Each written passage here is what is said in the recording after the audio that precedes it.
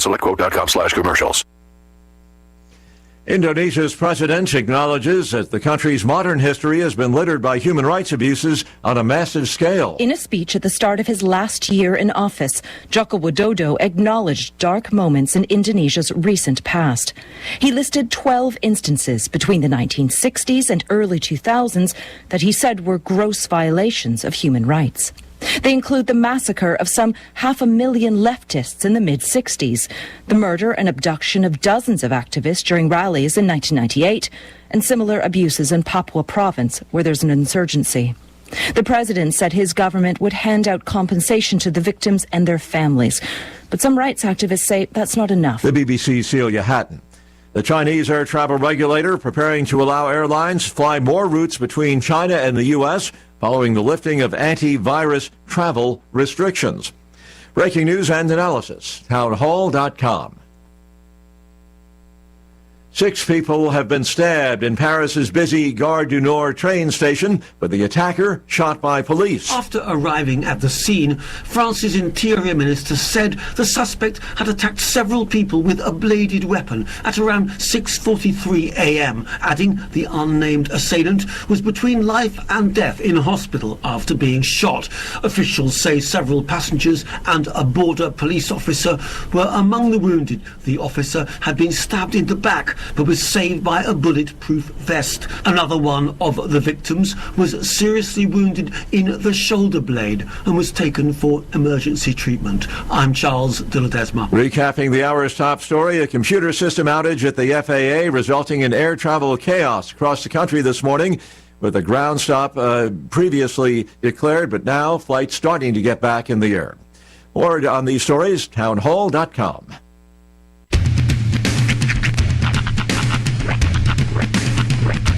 What in the wide world of sports is going on here? I promise you, whatever scum did this, not one man in this force will rest for 1 minute until he's behind bars. Now let's grab a bite to eat. Yeah, come on. I feel the hot wind on my shoulder and the touch of a world that is older. I hit the switch and check the number. I leave it on and then I slumber. I hear the rhythm ringing through it. Flamenco guitar and cumbia music. I hear the talking of the DJ. The travel listen, what does he say? I'm on a Mexican radio. I'm on a Mexican radio. Broadcasting live from high atop the J.P. White Building in downtown Roswell, New Mexico. It's Mornings with Mike Winters on 106.5 Roswell's Talk FM. Is that what I sound like when I talk? Now, here's your host, Mike Winters. And good morning, one and all. Welcome to Mornings with Mike Winters. I am he. That would be me, Mike Winters. Happy middle of the week, everybody. Happy Wednesday. Yeah. It's going to be a windier, dustier Wednesday. Windy Wednesday leading to a thirsty Thursday. But most of you, not all of you, but most of you say, well, at least I'm not getting on a plane right now. Oh, my gosh. For those sitting at the airport right now, hopefully you're getting on a plane soon. We feel your pain. That's rough. Man, what's going on? At least at the holidays, there's like an excuse, you know? Now it's like, yeah, we're sort of, we're in a lull period for travel, or one would think. Yeah. But computers are down, and now the whole country is now shut down air travel. And I think summer's starting, like they said, till 9 a.m. East Coast time, which would be right now. Right. So I'm guessing it's coming back up slowly, but what the heck? I just hope you were where you were supposed to be. Can I just say this right here is why I stay down here. I'm on the second floor, I know. Right. But that's why I stay on terra firma. I drive where I need to go. I'm probably not, I want to go to Japan someday. I want to go to those countries. Take a boat. I might have to. Because I don't see myself flying the friendly skies anytime soon. Or take canoe as the Google Maps. Stroke. Literally the last time I was in the sky was before 9/11.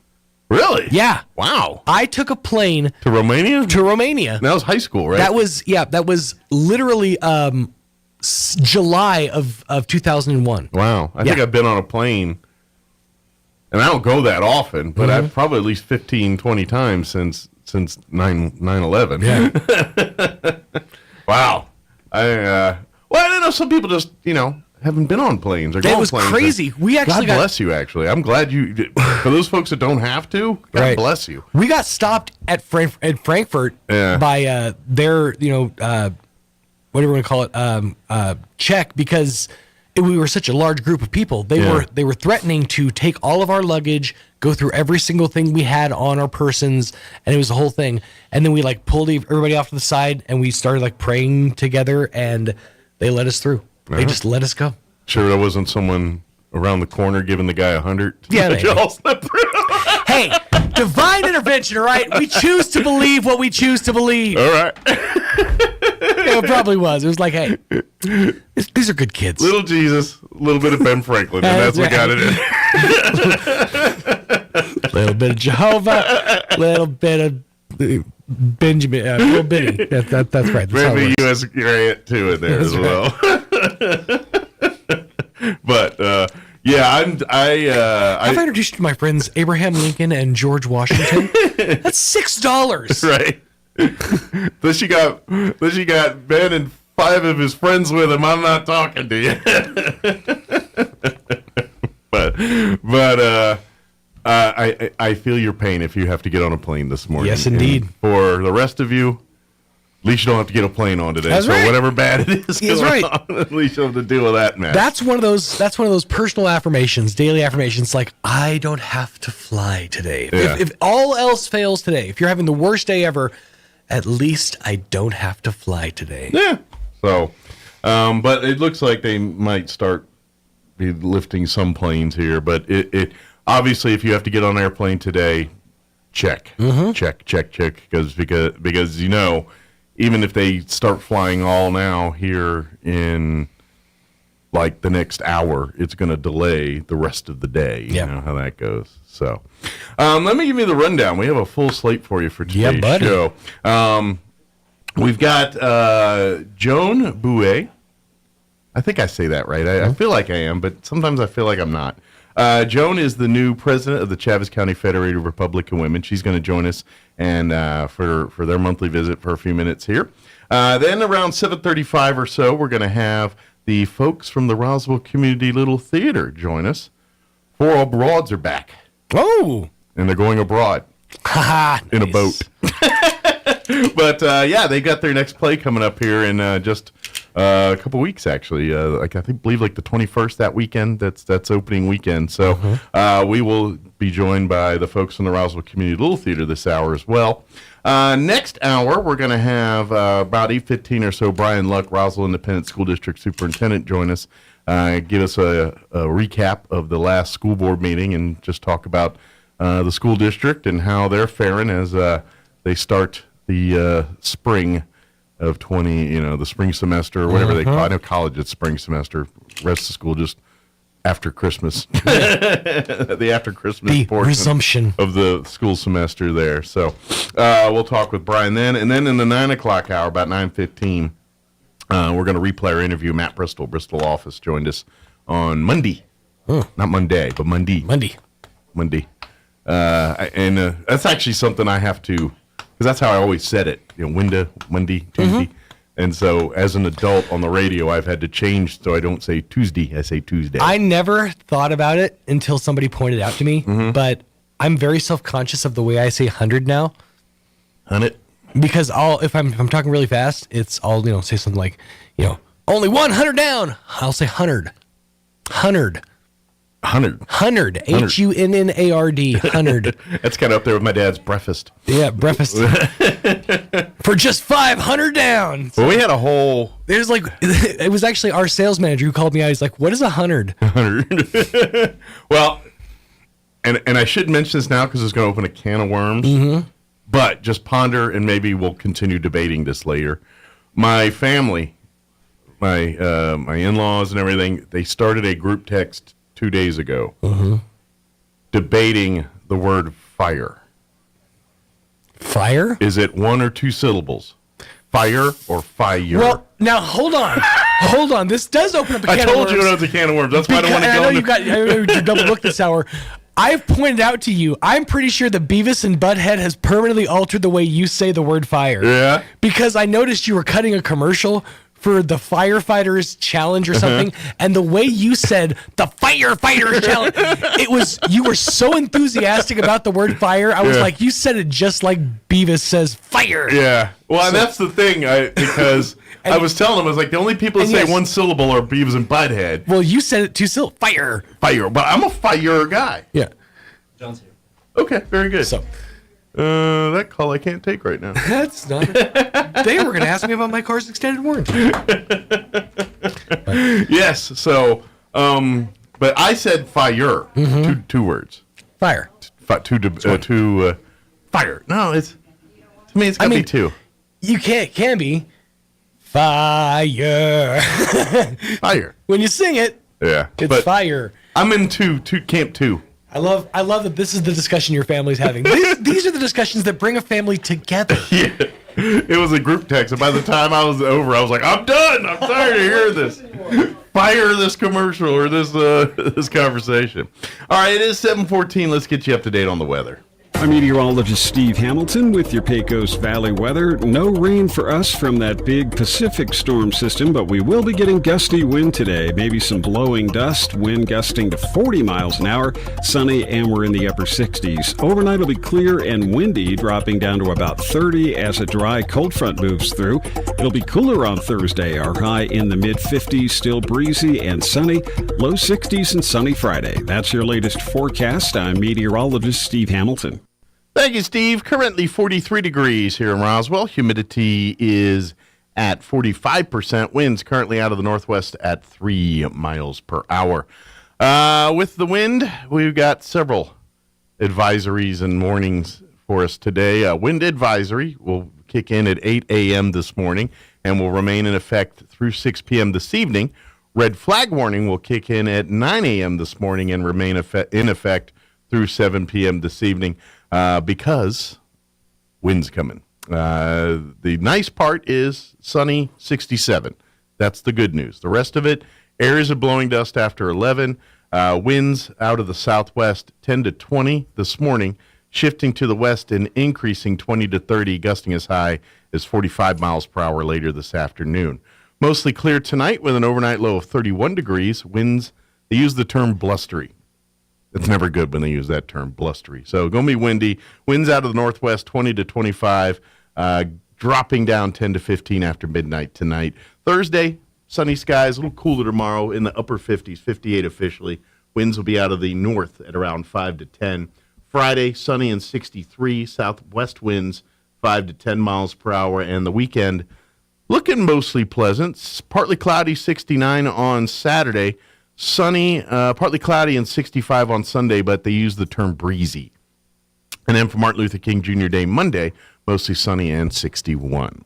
All right, it is 16 minutes after 7 o'clock. We're going to take a quick commercial break, and then on the other side of the break, we'll be joined by newly named President of the Chaves County Federated Republican Women, Joan Bouye. Did I say that right? Correct. All right. I always try to get the Bouye part, but the vowels together just don't want to form in my head right. So, but we'll talk with Joan on the other side. Don't go away. Pressure Services LLC in Artesia has immediate openings for experienced vacuum truck, kill truck, and hydrovac operators. Operators must hold a Class A CDL or Class D CDL, at least 2 years of experience, and be at least 25 years of age. All positions require a clean driving record and must be able to pass a DOT drug and alcohol screen. Pressure Services offers great pay with IRA benefits and employer contributions toward health benefits. Please apply in person at 402 West Main in Artesia, inside the Age Safety Facility. Equal Opportunity Employer. 9 of 10 people with pre-diabetes don't even know they have it. Left untreated, diabetes can lead to other health complications including heart disease, stroke, and liver disease. Don't put off your care any longer. Artesia General Hospital's Diabetes Care Team can help you make a personalized plan to manage diabetes or pre-diabetes and reclaim your health. Learn more or request an appointment at artesiageneral.com/diabetes. The average American spends 2.5 days a year looking for lost items. We aren't sure how long Europeans and Asians look for lost stuff. We lost the list. Here's Mike Winters. And good morning. It is 18 minutes after 7 o'clock, and as I'd mentioned on the other side of the break, joining us in studio this morning, newly named president of the Chaves County Federated Republican Women, Joan Bouye, back with us, but joining us in her new role this morning for the first time. Good morning. Good morning. How are you today? I am good, and Happy New Year to you. Happy New Year. Thank here. you. And, well, looks like congratulations. Is that in order? Congratulations and condolences. I'm not sure which. Well, let's do congratulations. There you go. Being named the new president of the Chaves County Federated Republican Women. If you're not familiar, of course, each month we have folks come on from the Federated Republican Women to join us, but the organization is part of it's in the title. They're there to support and to help and educate and to support Republican candidates, not only in Chaves County, but New Mexico and the country here. And then when it's not in the election cycles, a lot of your stuff kind of focuses on to scholarships and community service type things. Basically, we try to keep with the political. Sure. And what we're doing this month is it's called Crime Around Us. Is the topic. And we will have our sheriff, we will have a representative from the police department, and somebody from the state police. So all basically three levels of kind of what generally is policing the streets around. Exactly. Yeah. Good deal. So, and of course, if you have not been, it's always so we're on this Wednesday, so it'll be a week from today, next Wednesday, the third Wednesday of the month. It's at the Convention and Civic Center. Come. 11:30. Yeah, come RSVP to get lunch, and because we usually put out a pretty good spread of food each month. We do, but everybody is welcome to come. We'll always have a seat for you. Sure. Yeah, you don't have to eat and everything, but I figure might as well go ahead and because you're gonna smell it and you're gonna see people eating, and you're like, I kind of wish I got the food. And we'll have a plate for them. Just go ahead and get the food. But obviously, the months prior here, we've been talking about election cycles. So November on, a lot of the meetings have been focusing on having candidates there at the meetings for you to meet and talk to and things. Now that obviously we're past that, I imagine too, now that we're getting into the legislative session here, I imagine you'll probably be in contact with some of our legislators, at least by phone, kind of getting updates and promoting legislation over this next 60 days, too. You're absolutely right. As a matter of fact, Mike, Candy Spence-Zell has offered to be my Capitol Alert on my board, and she will be giving us information on a weekly basis about what's going on and what we can do to assist. And if I might add, I would like to thank our legislators for their time, their energy, their efforts.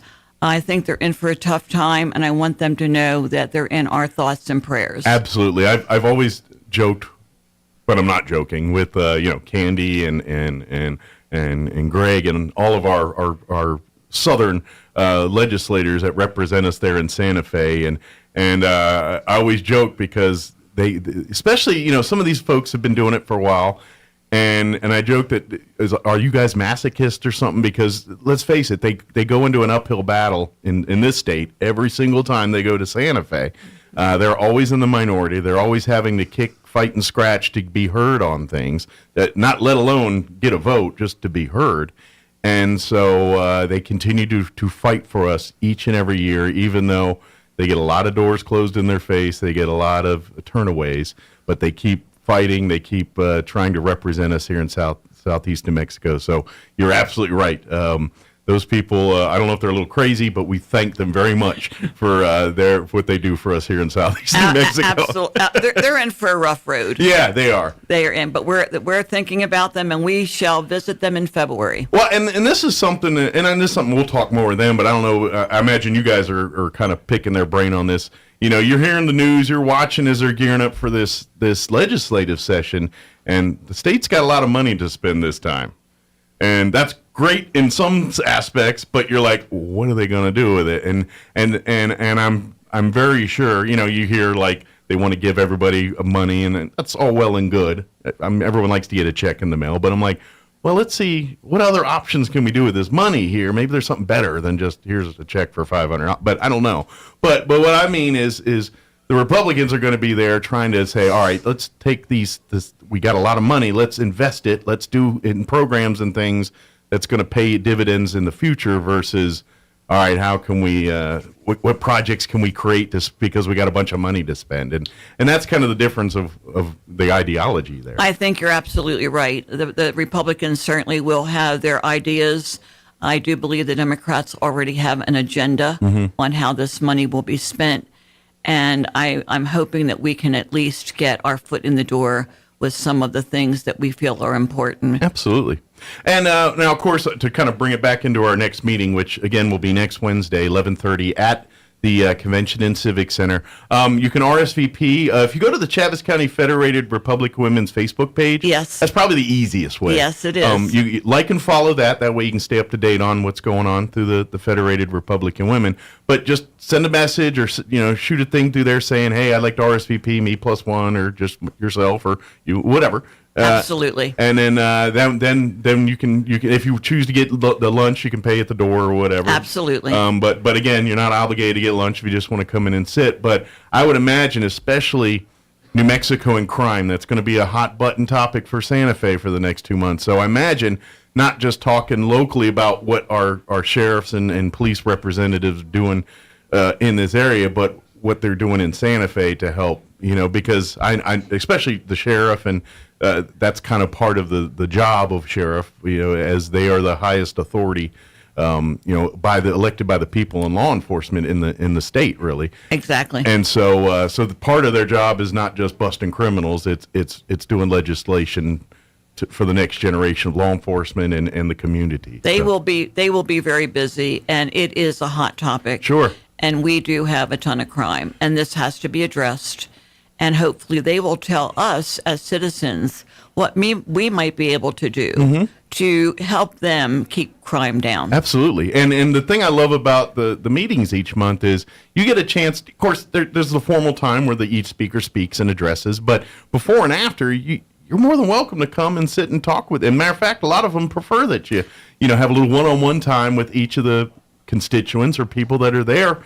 And I know the sheriff personally, and he's always receptive and wanting to listen and hear other people's ideas. And I'm sure whoever the state police and the citizen, they're going to be equal to that. So absolutely. And a lot of times they stay after the meeting to talk with our people. We may have, if we have time, we will do some questions and answers. Okay. And so we are really looking forward to having them. Yeah, and this is a great. It's going to be a good hot button topic, but it is also one that everybody in the community cares about. I don't care if you've been here 100 years, your whole life, or you're just moving to town. You want a nice, safe neighborhood, and we all want that. And we may not all understand or agree on how to get that, but I think at the end of the day, we all want a safe streets for our families to live and raise their kids and everything else. So. Well, I am amazed at how many people have been affected by crime. Even I have been affected by crime. And so it's, I want to inform and educate our voters, our Republican voters, and our membership. And I want to thank our membership. So far, we are doing phenomenal with membership. And I want to thank our supporters. And I definitely want to support my incredible board that will be working with me this year. Good deal. Well, all of you have your work cut out for you, too. Mike, this is a full-time job. Yeah, I would imagine. But that being said, if you're interested in becoming a Chaves County Federated Republican Women, by the way, fellas, you can be a part as well. You can be a part. It's kind of like an auxiliary. An associate. Associate. There you go. That's the official term. And so it's kind of like at home, where you get a honey-do list. Same thing. No, I'm just kidding. Oh, Mike. Okay. I'm kidding. I heard you. I'm kidding. But no, it's really this is a great way for you to get an opportunity. If you're tired of seeing what's going on in the community, and then obviously when we get back into the election cycle, which is they're already talking presidential. I mean, just because we just finished midterms, the next cycle's right hot on the heels here. That way you can get involved and learn more about, and there's kind of an inside game of being a associated, a member of the Federated Republican Women. You're kind of seeing the campaigns of all the Republicans running for all the offices, so you get a chance to see a little bit more about the candidate, and then obviously if you find certain candidates that you really align with, then you can be a part of their campaign to help get the word out to, who knows, end up being serving on a staff or something like that. But. Well, I will mention we kept Chaves County red, and our ladies walked the streets, knocked on doors, hung information, literature. We worked the polls. We made phone calls. We did keep Chaves County red. Yep. Rest of the state, not so much. Not so much. Not at all. Yeah. But and I've said this 100 times on here when I look at New Mexico and yes, I'm a conservative minded person, but at this point I'd love to get the state back to the middle. You know what I mean? Back to at least where we got checks and balances, where we have two healthy sides debating healthily the issues and everyone getting equal footing and equal say. I would love to just get to that point, let alone, conservative all the way. I just want to get back to the middle at least here. Well, when I was president years ago, we did do a fundraiser down here called Let's Take Back the House. And at that time, Mike, we did take back the house. Unfortunately, we did not keep the house. Yeah, that's the hard part, isn't it? And so, well, that's the goal now is, now there's a platform where you have a lot of angry Americans, New Mexicans, that are not happy with the policies that are going on federally and statewide here. And so this is kind of that opportunity. If you want change, if you want to get involved, then you need to get involved and come to these meetings and share and listen and share your opinions. And sitting on the sidelines watching the news every night or getting on a Facebook page and, spouting off there, it may feel good to you, but it doesn't really solve anything. Well, I might mention during the election year, we did have all of our candidates who were running statewide, countywide, citywide. We did have them speak at our meetings, and it gives our members the opportunity, like you say, to meet them, to talk with them, and to understand what their platform is. Yeah, absolutely. Absolutely. So come out to the next meeting. It's 1 week from today, next Wednesday, 11:30 a.m. at the Roswell Convention and Civic Center. If you want to order lunch and everything, RSVP by going to the Chaves County Federated Republican Women Facebook page.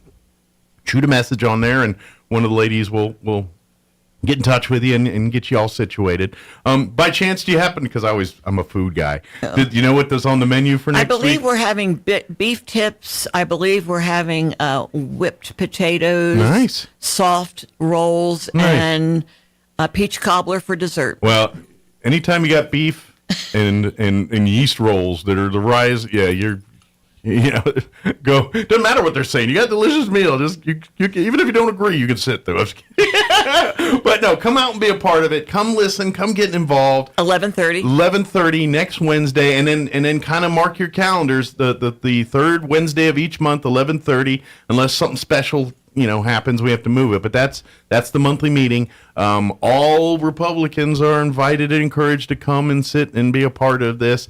And like I said, and all Republicans are invited to become and be a part of the Chaves County Federated Republican Women. So come, and that's another. If you want to learn more and get more active, come out to the event next Wednesday. You'll have no problem spotting the Chaves County Federated Republican Women. Just come up to any one of them, and they'll be happy to give you more Tell information. them to ask for Joan. Yep, Joan, say, hey, I want to talk to the prez. Joan, is there anything we missed? Anything you want to do? There isn't anything we missed. We do have an exciting year coming up. We are working on some fabulous speakers to come and talk with us, and we are inviting everyone to be an integral part of the Chaves County Federated Republican Women. Change does not happen by you sitting on the sidelines. You want a better community, you got to get off your butt and be a part of it. You have to work. Absolutely. You have to work it. Absolutely. Well, thank you. Congratulations. Well, thank you, Mike, for having me this morning. And we'll see a lot more of you each month here as we get hot and heavy in the next campaign and everything else too. But come out next Wednesday. Got a great panel of speakers. Our sheriff and representatives from our other law enforcement agencies here in the community, all going to be a part of next meeting next week. So good deal. Thank you, ma'am. Thank you, Mike. Have a great day. You do the same. Don't work too hard, and we'll see you. I know it's a full-time job, but make sure your husband takes you out for a little R&R. Thank you, Mike. Take care. All right, it is 7:32. Let's go ahead and pause for local news and sports update, and then we'll be joined on the other side by the Roswell Community Little Theater. Don't go away. You're listening to Mornings with Mike Winters. Now for a Pecos Valley News update. I'm Jared Cirillo. An Artesia woman is jailed, accused of prostituting out her own daughter to her boyfriend. Jail records identify Karen Estrada as being held now for child exploitation. The crimes took place allegedly 4 years ago, while the girl was about 11 years old. Estrada's then boyfriend, Kevin Clements, he was arrested 2 years ago and is scheduled to go to trial next month. The girl ran away from her mother's home in 2019. New Mexico would use a surge in oil-related income to underwrite health insurance costs for teachers while expanding minimum classroom instructional hours at public schools and shoring up access to health care and high-speed internet in remote areas. That's under a new budget recommendation issued Tuesday by Governor Michelle Lujan Grisham. The budget proposal from the newly re-elected Democrat governor would increase annual state general fund spending by about 12% to $9.4 billion for the fiscal year that begins July 1st and ends in June of next year. You're up to date. I'm Jared Cirillo reporting. Hey, New Mexico. Experiencing issues keeping your office technology up to date with these crazy supply chain issues? Well, DSI is here to help. We've diversified our products and solutions to help your business not just survive, but thrive in any situation. Have your teams collaborate and share with high-def video walls and interactive smart panels. With free unlimited support, the fear of any new technology is a thing of the past. Contact DSI today to upgrade your workspace. www.dsinm.com. It's time for the Chavez County Sports Report. It was a boys-girls doubleheader between Goddard and Roswell last night at the Goddard Gym, and it was almost exactly the opposite results when the two schools played at the Roswell High Gym back on December the 15th. First, let's start off with the girls' game. Roswell last night defeated Goddard 37-25. Back on December 15th, Goddard won that game 39-23. Roswell's girls now 8-9 on the season. The Goddard girls are at 10-6. And then the boys' game came afterwards. Goddard was a winner in that one, 57-40. Back when the two teams played before, it was Roswell winning 51-43. So Goddard's now 7-9 on the year, and Roswell falls to 10-7 after winning 6 in a row. Goddard's now won 6 of their last 7. The Sports Report brought to you by DSI. Call DSI for all your office technology needs. I'm Eric Butler at Roswell's Talk FM 106.5. Here's a Mornings with Mike Winters fun fact. Astronauts are not allowed to eat beans before they go into space because passing wind in a spacesuit damages them. The suits or the astronauts? Here's Mike Winters. The answer is both, if you're wondering. Good morning. It is 35 minutes after 7 o'clock. And joining us in studio this morning from the Roswell Community Little Theater, Dan Coleman back with us. Morning, Dan. Good morning, Mike. Good to see you. Good seeing you. How's life at the theater this morning? Life at the theater is very exciting, very exciting. You know, last year we had the 4 Old Broads, right? We did. One of, I would argue, probably one of the more popular performances of 2021. It's probably 2022. What year are we in now? Yeah, last year. Precisely. Yeah. I really think it was one of the more popular plays in the last several years. Yeah. At least that's what the attendance numbers showed. Sure. Well, so you convinced some old broads to come back, I think. We did. The at the end of the first 4 Old Broads, the Broads and Sam. Come on. Oh Lord, here they are. Speak of the devil. Would you get in here? Speak of the devil. We are going to miss the boat. Hey, it wasn't my fault. Oh, Mike, I just want to tell you. Welcome back, ladies. Well, thank you. Edie sends her regrets. She just didn't want to be a part of the sin and debauchery this morning. She's downstairs praying for her soul. Good. We all need that, to be honest. Absolutely. Thank God somebody is. Where's Imogene? Oh, she's in the bathroom. She's got the bladder the size of a pea. Oh, my Lord. I told her to wear some bladder pants. But hey, I told you to leave that crown and sash in the car, Missy. Hey, I'm a real beauty queen, and I wanted everybody in the radio to know. Well, you do have a face for radio. Prude. Oh, no. By the way, while she's in the bathroom, I recommend I spent some time in there myself, So when you go sit on the stalls there. Look at the wall. Sometimes there's these little stains on the walls. Ooh. And if you pretend, they're like different shapes. Like there's one that looks like a rabbit like jumping over watching. A campfire. Yeah, it's kind of at least that's the debate we've had about there it. You do you. So what you guys are going on an adventure, right? We are. The old broads. Oh yeah. You guys are Sassy Seniors cruise. leaving the home for a little bit. 9 days of fun in the sun, right? Fun in the sun. Well, some of us will be in the sun.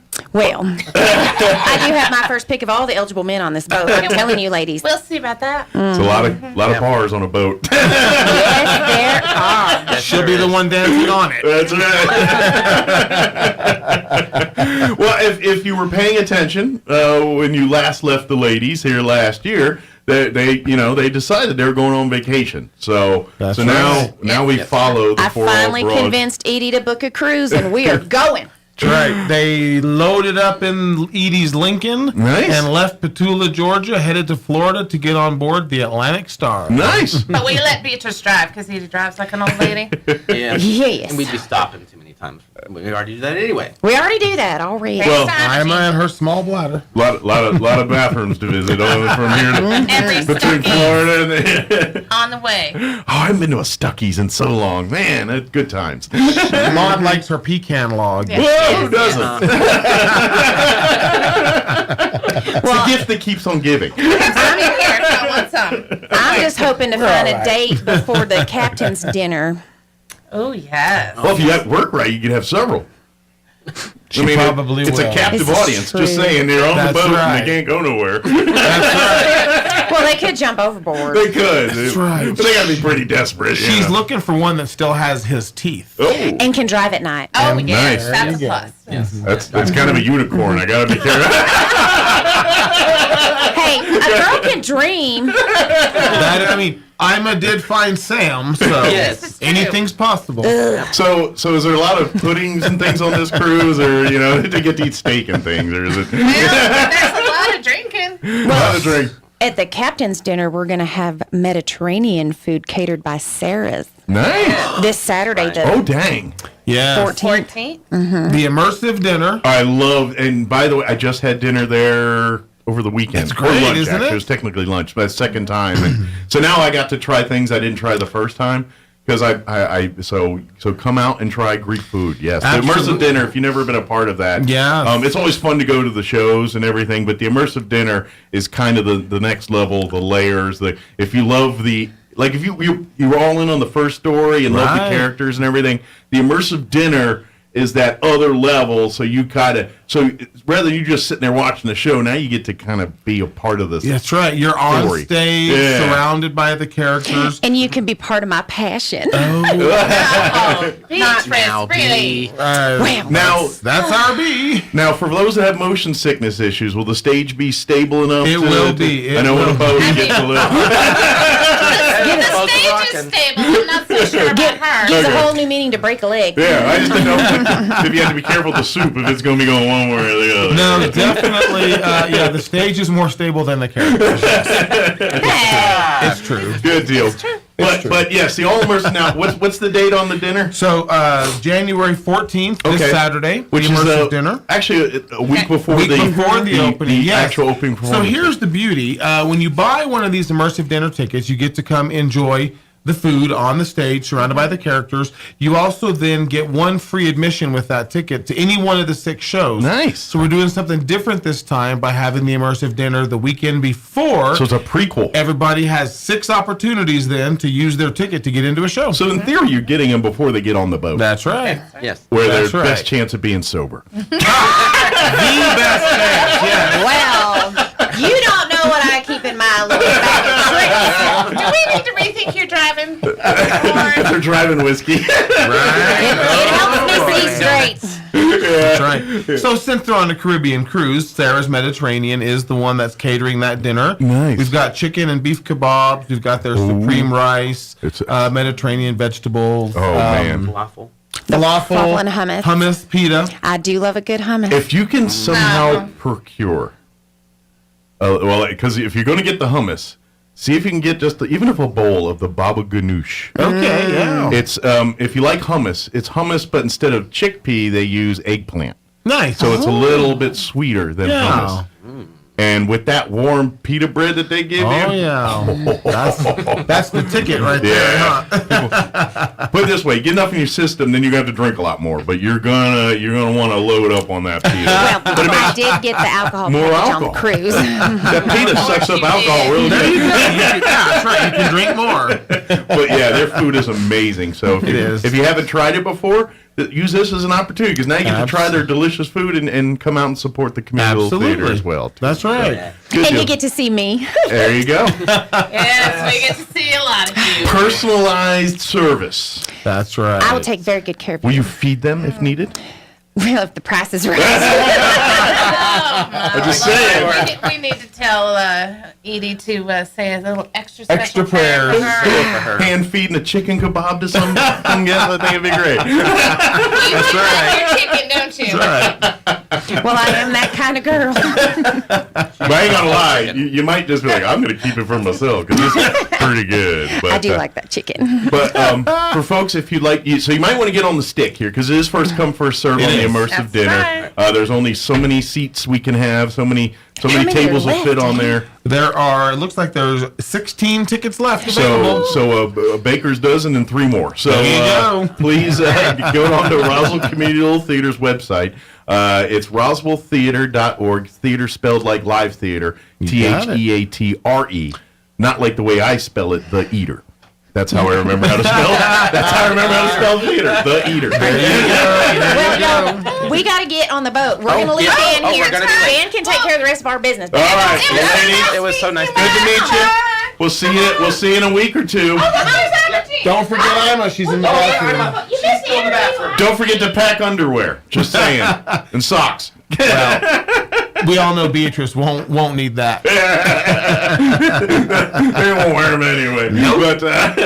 But yeah, it really is a lot of fun. The theater does a lot of great shows and performances, and I highly recommend you check them out. But if you're just looking for a night of goofy fun and just entertainment, that's and at the end of the day, it's good enough where it's family enough where you can have like your teenagers and things, and they get the comedy. Don't bring the little kids to this one. It is more adult themed. Yeah, but for a more older, mature, lots of then fun. Great. And particularly if you're looking to get away from the kids and saying, you know what, great date night. Yeah, date night, Terrific. or hey, we're gonna take mom and pop out for a fun evening. Whatever it is, and then and then I highly recommend sign up for the immersive dinner next week to get in on that, so you can have an awesome meal, but get kind of also, I imagine, little inside info on the play and some of the details. Absolutely. Of the play. All the people that serve these immersive dinners are characters from the play. They're in character. They're dressed. Some of what they say are little snippets from the play, but a lot of it is improv in character. So it's really quite a cool experience. Sure, and I imagine for our actors, I know they come in and don't break kayfabe here as they're doing their thing, which is awesome. But it's also a bit training for those folks too, because which if you've never been to their improv nights and things, I highly recommend you check. There should be one coming up here pretty soon. There is coming up in February. I can't remember the date. I knew it was in about a month. But RoswellTheater.com, you can get all the information, right? Exactly, and you can go and get that there. But it really is that part. And here's the thing too: if you love doing this stuff, talk to them and say, hey, when's auditions? When's thing? I'd love to get more involved in these plays. Absolutely. And they got a great group of people. But they're always looking for more folks to be always looking for more. We've got, I believe it's the week between our broad plays, I think, is when the auditions are for the next play. Okay. And then we do have an improv show coming up in February. And we've added another one because it's popular. We're going to have another improv show in March. Good. So we're always looking for people. And it's interesting. I saw somebody on Facebook posting about the Adult Center. What do they wish they would offer, right? And someone said, I wish they would offer improv classes because I know the little theater does improv and I'd like to audition, but I want to know what I'm doing. So we're working on coming up with improv classes for people that want to learn. So, the little theater is all about the community.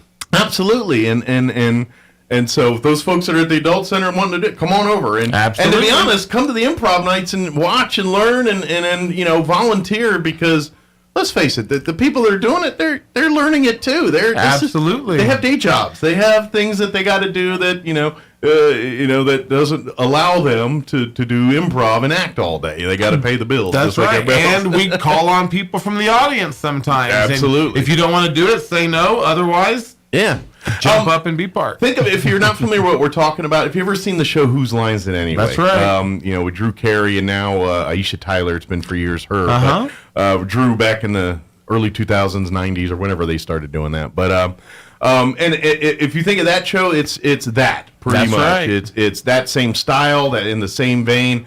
Maybe even a few of the skits Some are of the the same games, style. yeah, that's right. I mean, obviously it's going to be different content, but sure. It's funny when you pull out props and do things. I don't care if you're at that level or here, That's right. It is fun. And so that's what it's all about. So please come out. But before we do that, come out and check out Four Old Broads on the High Seas. Now, that's right. The immersive dinner is next Thursday. No, the immersive dinner is Saturday. The 14th. I'm sorry. Saturday the 14th. So about 3 days away. Yeah. So please, this weekend, get your tickets now. There's 16 tickets left. RoswellTheater.com. Yep. Again, spell theater, live theater, Theatre. That's right. If you go on Facebook and like and follow the Community Little Theater's Facebook page, one of the top posts is the link to Four Old Broads on the High Seas. Yes, you sir. click that. That'll also take you to where you need to go for that. Certainly will. So you can get your immersive tickets for Saturday night or for any of the shows, which will start next Friday, Saturday, and Sunday, and then the weekend 20th. afterwards. So it'll be Friday and Saturday evenings, 7:30. 7:30, yeah. And then a 2:30 matinee on Sundays. That's right. Not this weekend, but the next 2 weekends That's after right. that. Absolutely. And as a pro move, if you have very specific days and times that you're available before the weekends start, is your best bet, because generally speaking, once opening weekend happens, a lot of people see it, and then they want to come back the next weekend and bring new friends. Bring and their things. friends, yeah. So it gets, I'm not saying they'll get you in. They'll get everybody in. We'll make it work. But it gets a little bit tighter towards the end of the second weekend when people are just, how we are. We're the land of manada procrastinators. Exactly. Like, we all wait till the last minute. So it might behoove you, get your tickets. That way you can get tickets for Friday night or... You can buy your tickets ahead of time, and then you can show up at the last minute because you know your seat's there. Exactly. Or better yet, get you some tickets to the immersive dinner on Saturday. Absolutely. And then you can pick your ticket on whatever, because you've already got a ticket. That's right. After your belly's full of Sarah's delicious food, now you got a ticket to the show. So that's right, Mike. Good deal. Again, RoswellTheater.com, Theatre. And also, by the way, if you have families with children, elementary age, things like that. Even into high school. Into high school as well, too. The Kids Arts Program, CAPS program. That's right. That's through the Community Little Theater. And it's, yes, on the surface, it's to teach kids theater and on stage and that stuff. But it's so much more than that, because it's all aspects of production, performance. So it's a lot of STEM, a lot of them learning about sound and lighting, a lot of them learning about, it's not just how to be or not to be on a stage. That's right. It's a lot more than that. Yeah, and we've got a new teacher for this next semester. Mary Alice Balderrama has joined CAPS. Oh, good. And she's going to be teaching the kids this next time around. Oh, so good. Pretty exciting. To get a new twist on it. So if you've been in the last couple of years, get ready for a new face That's to right. come be a part of the team here. That's right. Very exciting. And of course, support them through their, if you ever, I would say that probably the CAPS are most known for their Graveside Manor. They do annually or twice a year. They've kind of shifted it to the Historical Society. More of a living thing than a That's dead right. thing. The Living Museum. Yeah. Yep, that's right. People get a little creepy hanging out in cemeteries for some reason. I don't know why, but they're a little creeped out by that. Somewhat, it seems, yeah. But so it's kind of shifted that. But that's kind of their staple program that they do for the public here. But those kids are amazing, and talk to each and every one of them. They're all excited and happy that because they're all bright and wonderful. I think it's the class. They're all sharp kids, and I think it's the class that really makes them in tune with some of this stuff. Oh yeah, so. They have a lot of fun. They learn a lot. They really grow that sense of worth and community, and I mean it's just an amazing program. Yeah, it is. So please, when you're at the website, learn more about that. like I said, they usually probably gearing up for a new semester here pretty quick. So now's probably the time to start signing up your kids and asking more. And then even if they're not quite ready for it, get some information. At least maybe learn about it. Maybe right? the next season, next semester here, we can get them in there because there's no plans for it to go away anytime soon. There is not. I'm curious on your fundraising. I know we've been talking about that roof for a couple years and things. How are we doing? I know we keep doing shows and things, but are you guys pretty close to having a roof? So we got a short-term loan from some of our members. So the roof is on. Good. It's not leaking. It's dry. It's on. Now you just got to pay for it. But now we got to pay them back. It's finance. So we're still raising money because we have to pay them back. Good but deal. We are dry. So, folks want to support. That's another way. I'm not saying tickets are very cheap. You want to buy a bunch of extra tickets, or just say I'm going to pay $100 for a seat. I don't. That's right. You do what you want with it. That's right. Please don't feel whether you obligated. come or not, we'll take your money. Yeah, but we hope to see you though. we want butts and seats and people clapping and laughing and enjoying the show. Oh, absolutely. The actors get so much more involved. They get louder and they get funnier if there's a reacting audience to kind of feed them. It's terrific. And I know all of us in our lives has that at least one person that's like, I'm not going to no play, or I'm not. They poo-poo everything they can about it. And I have every single time I've gone to a play, you meet one of those types in a group somewhere, and every single time that person at the end of the thing saying, well, that was fun. I enjoyed it. That's not what I expected. You hear all the complete opposite. So when you got the old crotchety person on your group that's like, I don't like singing, just me. I'm usually that guy. I'm usually the one saying, oh, boy, singing. I got to listen to singing. I get it. But every time you go to that, I don't care what performance it is. I don't care if it's 4 old broads or something more serious, or because they tend to get serious once in a while. That's right. There.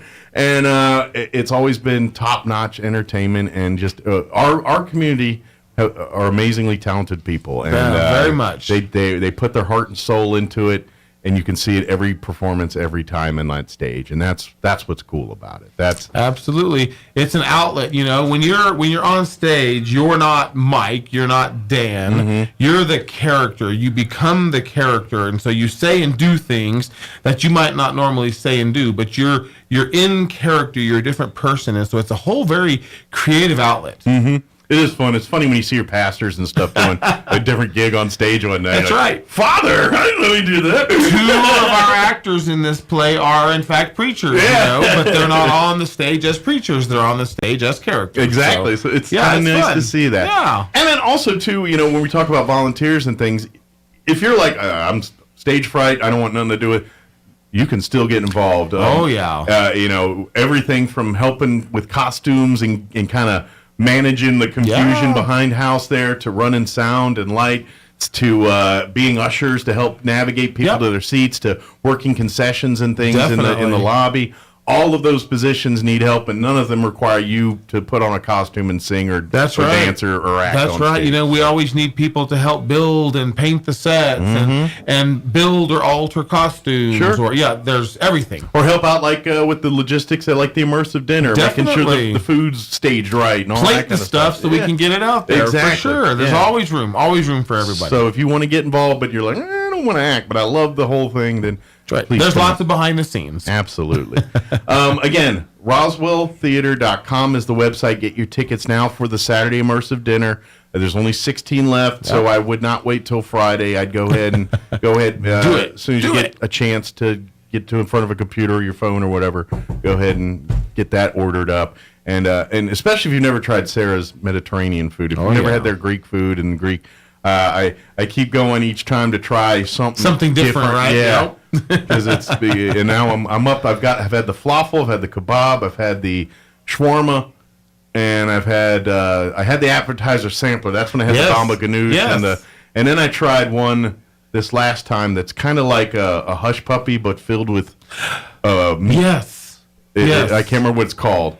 But it was pretty tasty too. But it kind of looks like a hush puppy. Yes, it does. But it's filled with ground beef and spices. It's delicious. It is very good. Yeah, it's fried meat. Come on. What could be better? There's literally nothing better. Yeah. So you're not going to be disappointed by that. Most definitely not. Excellent. Well, Dan, I know you you got to go hit your day job. Absolutely. Some people looking for houses, which if you need a home, Dan can help you out there too. That's what I do. Berkshire Hathaway, he'll take care of you there. So. Absolutely. But love to see everyone out Saturday night for the big play. For sure. And the dinner, actually. So. That's right. As always, Mike, it's a pleasure. Thank you for having us. Anytime, and we'll see you guys again soon here, ready to wreak havoc and cause more problems. That's what we do. That's what we do. Thanks, Dan. We'll see you next time. It is 7:57. Let's go ahead and get you into your... we'll do a quick Chaves County sports update, and then we'll go into the regular news. So we'll be back. Don't go away. It's time for the Chaves County Sports Report.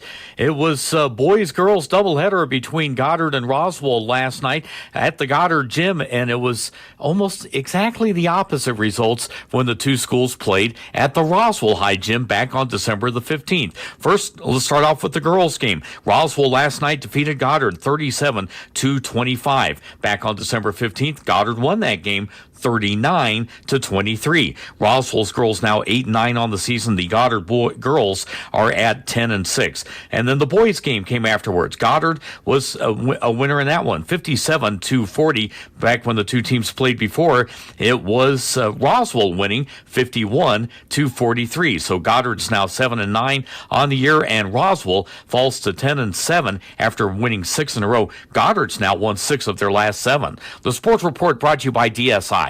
Call DSI for all your office technology needs. I'm Eric Butler at Roswell's Talk FM 106.5. Hey, New Mexico. Experiencing issues keeping your office technology up to date with these crazy supply chain issues? Well, DSI is here to help. We've diversified our products and solutions to help your business not just survive, but thrive in any situation. Have your teams collaborate and share with high-def video walls and interactive smart panels. With free unlimited support, the fear of any new technology is a thing of the past. Contact DSI today to upgrade your workspace. www.dsinm.com. It's time for the Chaves County Sports Report. It was a boys-girls doubleheader between Goddard and Roswell last night at the Goddard gym, and it was almost exactly the opposite results when the two schools played at the Roswell High Gym back on December the 15th. Now in Roswell. News this hour from townhall.com. I'm Rich Thomason. With the computer system outage at the FAA resolved, a nationwide ground stop has been lifted. Airports across the country are getting back on their feet. However, it will take time to clear a backlog of thousands of flight delays, more than 4,300 delays, cancellations exceeding 760, according to FlightAware.com. Sharon Swanson, delayed at Newark Airport, says if between bad weather and now this, traveling can be such a hassle these days. More stressful. Everything from the bags to the timing, everything's just a little harder now than it was. And now attention turns to pinpointing the cause of the FAA's computer woes. Asked whether it might be a cyber attack, President Biden says at this point officials don't know, but he vows they will find out. And the president says came as a surprise to him, the discovery by his lawyers of government records, in this case classified documents, in one of his offices at the University of Pennsylvania. People know I take classified documents and classified information seriously. Biden's defenders insist the president's people are handling this appropriately, having turned the records over to the National Archives. Mr. Biden denounced former President Trump as irresponsible for his handling of such records. I would note that Joe Biden's case in some ways is even more troublesome than Donald Trump's case. And Republican Senator Tom Cotton says that's because Joe Biden is a former vice president when these papers are involved. The vice president does not have the same prerogatives and the same kind of declassification authority that a former president does. Senator Cotton speaking with Town Hall News. Governor Newsom says more than half of California's counties have been declared disaster areas following a series of deadly storms that have hammered the state in recent days. Watching Wall Street, the Dow is up 82 points. More on these stories at townhall.com. Here's an important message from the Diabetes Solution Center. Do you like pricking your fingers to test your blood sugar levels? No one does, but it's important to maintain your health. And now, by wearing a small remote device called a continuous glucose monitor, or CGM, you don't need to prick your fingers anymore. It's easy to use and helps you make more accurate diabetes treatment decisions. If you are testing your blood sugar 3 or more times daily, injecting insulin, or using an insulin pump, call the Diabetes Solution Center right now. And if you have Medicare or most major insurance coverage, you may be able to get a new CGM at little to no out-of-pocket cost. Shipping is free, and we'll even bill your insurance company for you. If you are testing your blood sugar 3 or more times daily, injecting insulin, or using an insulin pump, call the Diabetes Solution Center right now to learn how to end the painful finger sticks and get your own continuous glucose monitor, or CGM, at little to no out-of-pocket cost. 9. An unpopular compensation package for Palestinians gets a makeover by the Israeli government. We got the latest from the Media Line's Felice Friedson. Israel's newly appointed finance minister has acted against the Palestinian program of providing stipends to families of those killed or captured while attacking Israelis. The program of support has been labeled pay for slay and condemned by Israel, the United States, and a number of European nations. Ultra-nationalistic finance minister Bezalel Smotrich froze the transfer of millions of dollars in taxes and tariffs Israel collects for the Palestinians under the Oslo Accords process, some of which is the source of the stipends Israel contends encourage violence against its citizens. The minister said he intends to distribute the collected funds to Israeli victims of Arab terror. I'm Felice Friedson, Town Hall News, Jerusalem. News and analysis at themedialine.org and townhall.com. Southwest Airlines going all out in an attempt to burnish its heavily tarnished image. Southwest Airlines, trying to make things right with its passengers, announces a $49 fare sale as the airline recovers from its holiday meltdown. Southwest Airlines is selling tickets for as little as $49 through Thursday for travel beginning later this month and into the spring. The deal comes in the wake of the airline's holiday travel meltdown, which saw thousands of flights canceled and passengers and bags left stranded for days. Southwest has promised to compensate passengers and take steps to prevent a similar operational catastrophe from happening again. I'm Bill Alexander reporting. The fate of a devastated mining town in eastern Ukraine is hanging in the balance. Ukrainian forces are holding out against a furious Russian onslaught in what has become a bloody focal point of Putin's almost 11-month-old war.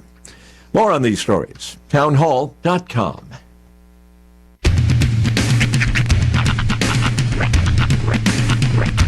What in the wide, wide world of sports is going on here? I promise you, whatever scum did this, not one man in this force will rest for 1 minute until he's behind bars. Now let's grab a bite to eat. Yeah, come on. I feel the hot wind on my shoulder and the touch of a world that is older. I hit the switch and check the number. I leave it on and then I slumber. I hear the rhythm ringing through it. Flamenco guitar and cumbia music. I hear the talking of the DJ. The travel listen, what does he say? I'm on a Mexican radio. I'm on a Mexican radio. Broadcasting live from high atop the J.P. White Building in downtown Roswell, New Mexico. It's Mornings with Mike Winters on 106.5 Roswell's Talk FM. Is that what I sound like when I talk? Now, here's your host, Mike Winters. And good morning. It is 6 minutes after 8 o'clock. Welcome to hour number 2. The deuce. Of Mornings with Mike Winters, right here on 106.5 Roswell's Talk FM. Happy Wednesday. Hope you're having a wonderful day so far. It's been interesting. Yeah? This has been a very interesting 24 hours. Yeah? I've been watching a certain situation kind of develop. He's a fan of wrestling, for those. Okay, it's not even wrestling. Okay, so wrestling is one thing. That's sweaty dudes touching, grabbing each other, whatever. What I'm watching is I'm watching a business go from a publicly traded entity to a potentially privately owned Saudi Arabian venture. Yeah, it's crazy. It's insane what's happening.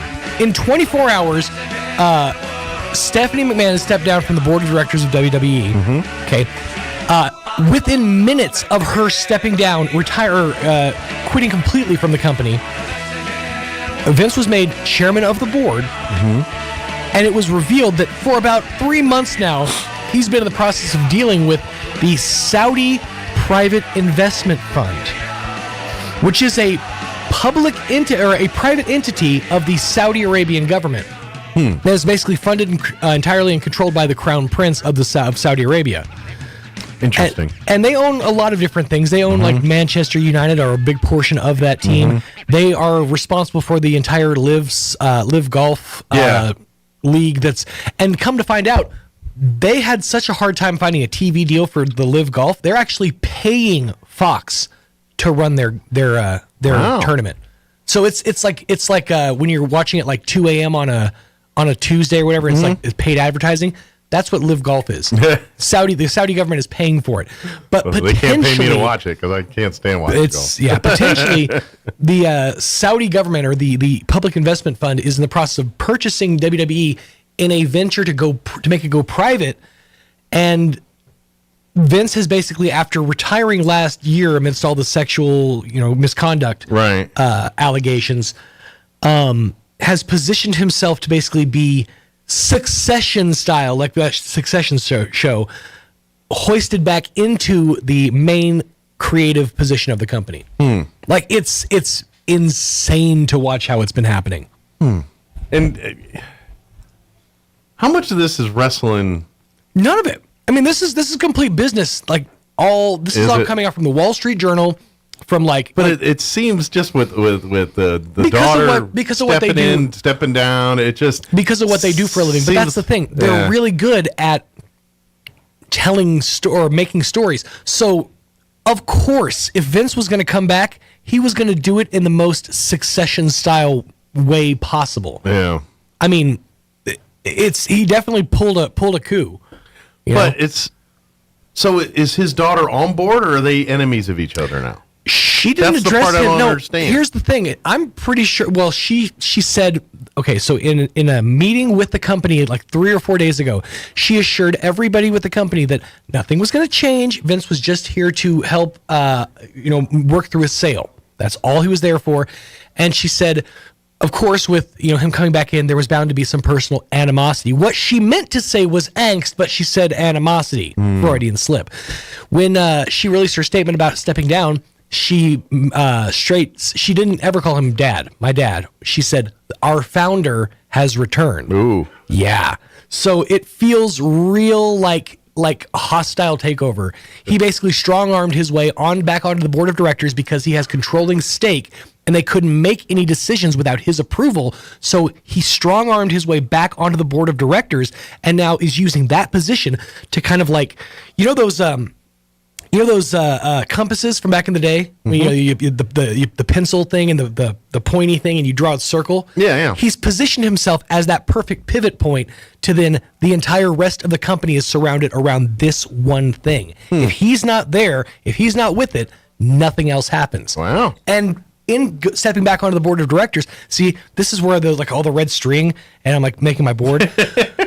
In stepping back into the board of directors, he also brought in George Barrios and Michelle Williams, who are two people he fired like 2 years ago when they were in the wanting to get in the way of him taking the WWE network and selling it to NBC Universal to put on Peacock. He brought those two people back on his board of directors. In doing that, 2 of the current board members, or 3 had to step down, were forced out. 2 decided to step down, one of which being the guy who was responsible for the investigation of Vince entirely.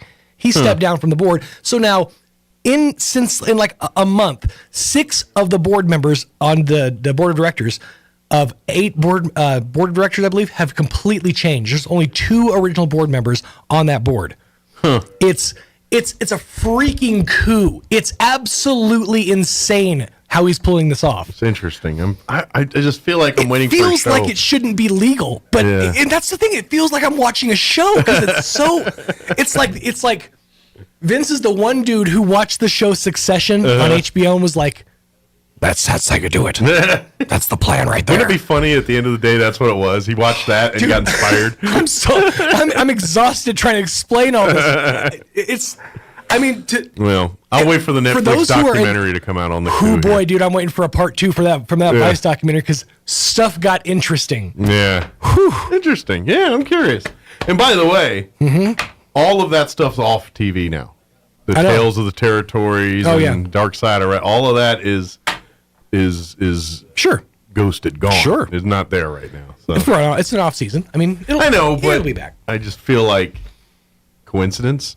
Maybe. I mean, if we're going to play the whole Succession kayfabe in this whole deal. See, that's the thing. Let's go. Let's go every layer. Because what you're doing is creating fake content or scripted content. Nobody should ever take anything seriously. But as somebody who follows, I'm what they call a smart mark. Yeah. In that I know it's a work. I'm fully aware of that. But I watch for the theatrics, for the intricacy of it all. But also for all this behind the scenes nonsense that is not a work. It is absolutely 100% real. Right. Like all this stuff, all the stuff that went down with CM Punk from Brawl Out from last year. This is the interesting stuff. The show, that's fun to watch. This stuff is the stuff that people online talk about, and that's what butters my bread. Any work that's been hugely successful has a hint of shoot in it. You know what I mean? But you got to be careful because then you can work yourself into a shoot, brother. Yeah. I believe that's the famous Hulk Hogan quote. He said, "You start out doing a work, and next thing you know, you worked yourself into a shoot, brother." I saw something on Facebook or Twitter yesterday. Some college did a rendering of what Moses looked like, and it was Hulk Hogan. I swear. I saw it yesterday. I'm not sure if it was a joke or real, but it looked kind of real to me, so I don't know. That's fantastic. One could only hope. But I was standing there holding the 10 Commandments, flexing with a slightly ripped T-shirt.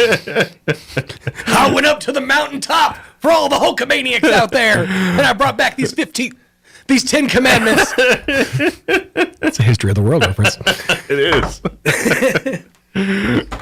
Why is this tree on fire? Hey, all right. Superintendent Brian Luck going to join us here in just a minute, and probably anxiously waiting to get in here so he can get out of here. He always chastises me for leaving him hot. Well, this time, leave a hot mic for him to follow up. We just talk about wrestling this time, so it wasn't so bad. Just sweaty men touching each other. It's 8:14. I'm going to pause with that little nugget and give you the weather. I'm meteorologist Steve Hamilton with your Pecos Valley weather. No rain for us from that big Pacific storm system, but we will be getting gusty wind today. Maybe some blowing dust, wind gusting to 40 miles an hour, sunny, and we're in the upper 60s. Overnight will be clear and windy, dropping down to about 30 as a dry cold front moves through. It'll be cooler on Thursday. Our high in the mid-50s, still breezy and sunny. Low 60s and sunny Friday. That's your latest forecast. I'm meteorologist Steve Hamilton.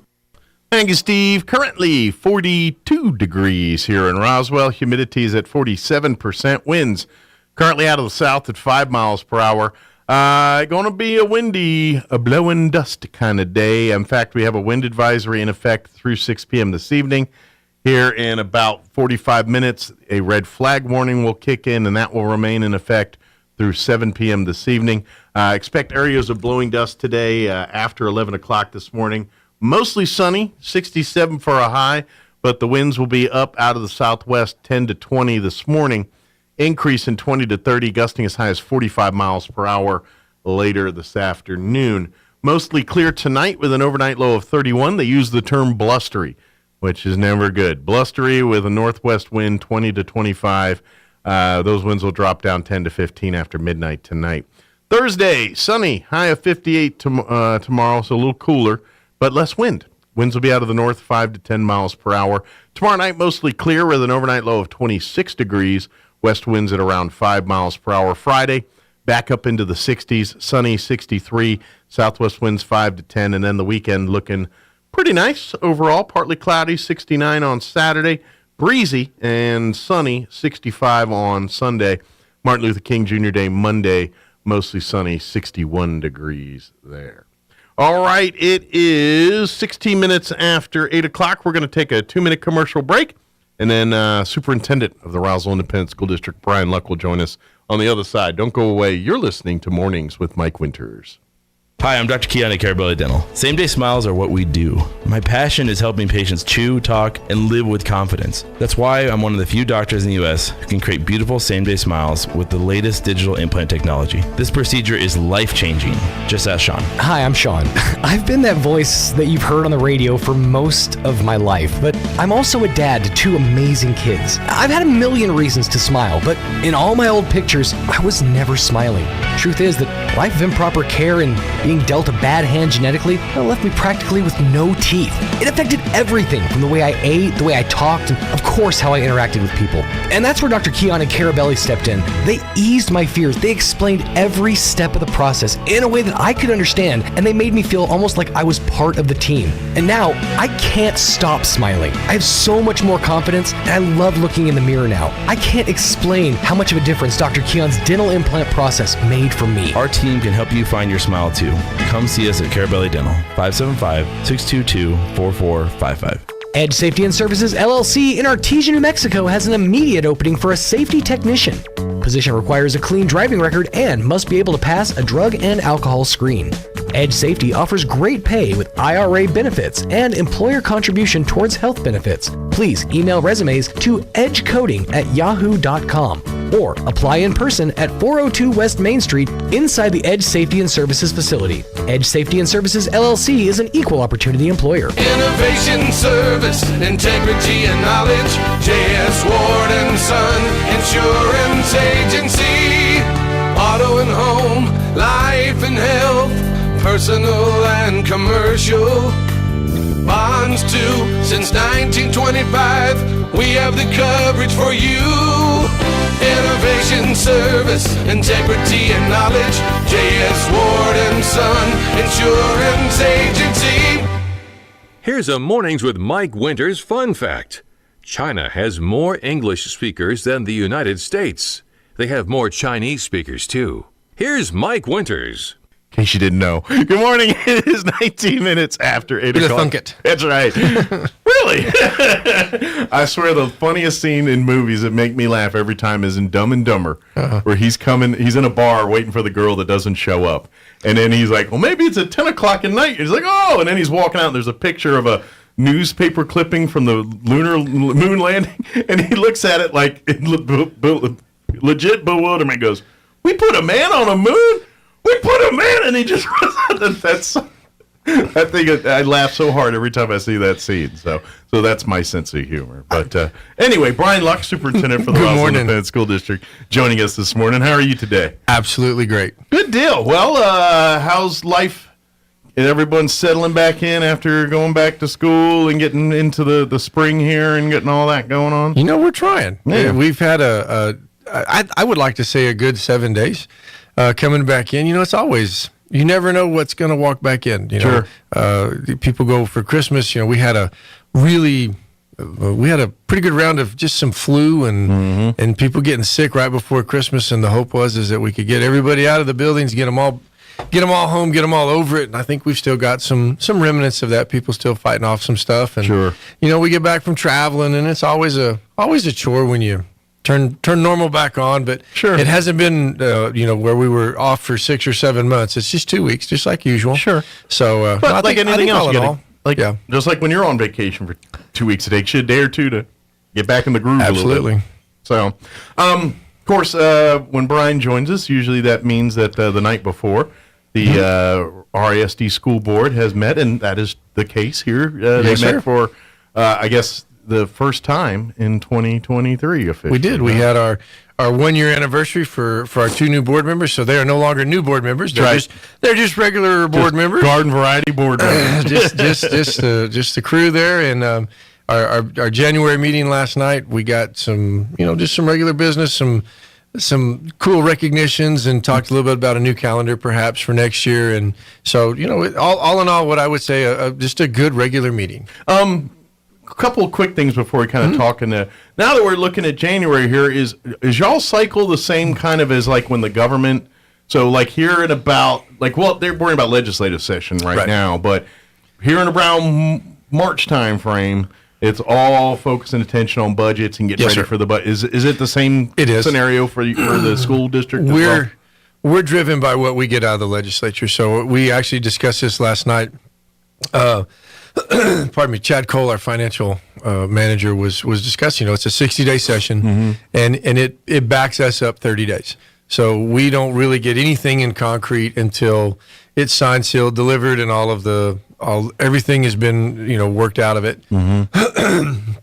So we start that process in February. We'll have a meeting, Mr. Cole, a group up of the budget committee, and we have people from the community, we have parents, we have people from central office, we have a board member or two usually on that committee. So they'll start working on that about February. Okay. And then once that gets going, they'll meet once a month.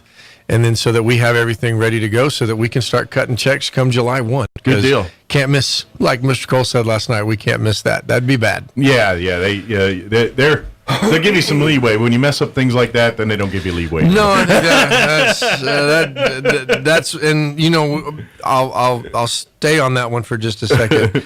The financial team for the district is it's phenomenal. I mean, we've had other departments that have, by necessity, have had to grow over the years for training and for policies that come up from the state for human resources, but that finance crew has pretty much stayed about the same size, and they do more with less than anybody I've ever seen in my life. Well, that's the thing, and the proof is in the pudding here, because you look at whenever school districts or any entity, government at any level, isn't fiscally responsible, they're not doing it the right way.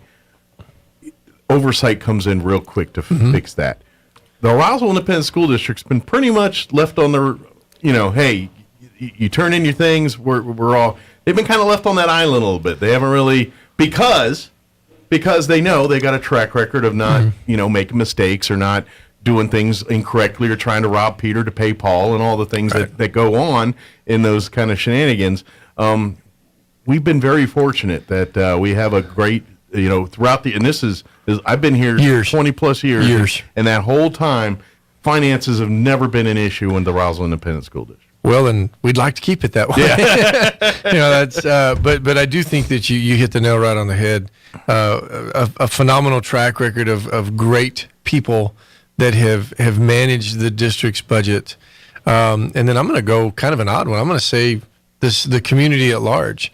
Roswell is not a community that's going to let you go and just go out of bounds. There's a good group of people here. They pay tax dollars, and they want to see them spent wisely. And that my predecessor, Mr. Gottlieb, always trained us that somebody's working 3 shifts so that you have a salary, and you owe them the best, and you owe them everything that you can with their money.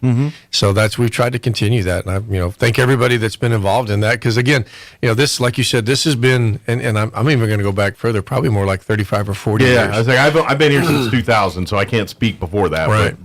But since I've been here, that's never been a problem. No, and as like I said, we want to keep it that way. Sure. So, and that's the goal, and I'm sure that's something and to be honest, everything we're doing here, the fact that you can go to the meetings and see the meetings and watch the meetings, and all that's part of that transparency. So at the end of the day, you may not like every decision that comes out of there, but at least you understand the logic behind it. And that's what it's all about, and that goes with the finances to curriculum decisions. So, absolutely. Yeah. So before we talk, legislative, so let's just kind of maybe talk a few highlights from the meeting last night. Like you said, kind of a atypical garden variety meeting last night. Nothing too out of the ordinary there. No, we had one really cool thing that did happen. We recognized a young lady from Sierra Middle School named Maria Victoria Vargas. And she had an essay on why bilingual education is important. And she got up and she read her essay in Spanish. And so we've made arrangements with the Roswell Daily Record for the page that they put in the paper that is in Spanish. They're going to do a story on her. Oh, cool. And she won a little bit of money with her essay, and her mom was there, and we got permission from mom to get that essay to the paper. And, nice. And she did such a great job. I mean, she got up, she spoke.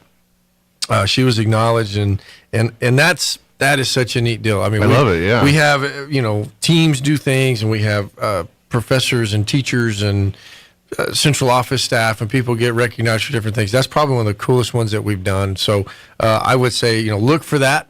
Okay. As that one comes out in the paper. And what I'm going to try to do with our newspaper is make sure that story is in both languages, so that if it appears one day, the goal for it is for sure for the one page that's in Spanish. Mm-hmm. But I also want to make sure that everybody has the opportunity to hear to get the gist of what she said. Very cool. So look for that.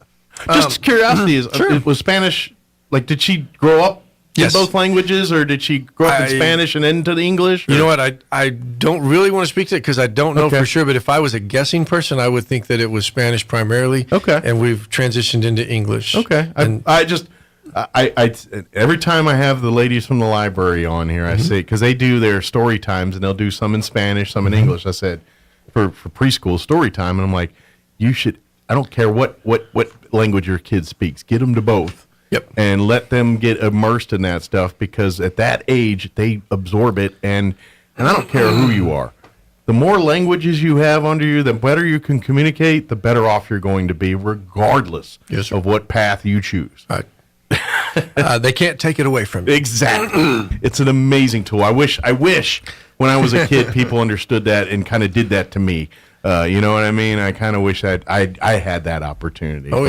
But for parents, I highly recommend you try that. So anyway, sorry, I got sidetracked. No, you're good. You're good. So the really other big information item that we had last night, every month we're going to have two things in our informational items. We're going to have part of the strategic plan update, where we'll talk about things that are in the strategic plan that are going on. And then the second one is our school safety and security update. So last night we had an opportunity to talk a little bit about the last, we've had, again, we've been back 7 days. Seems like just last week we came back.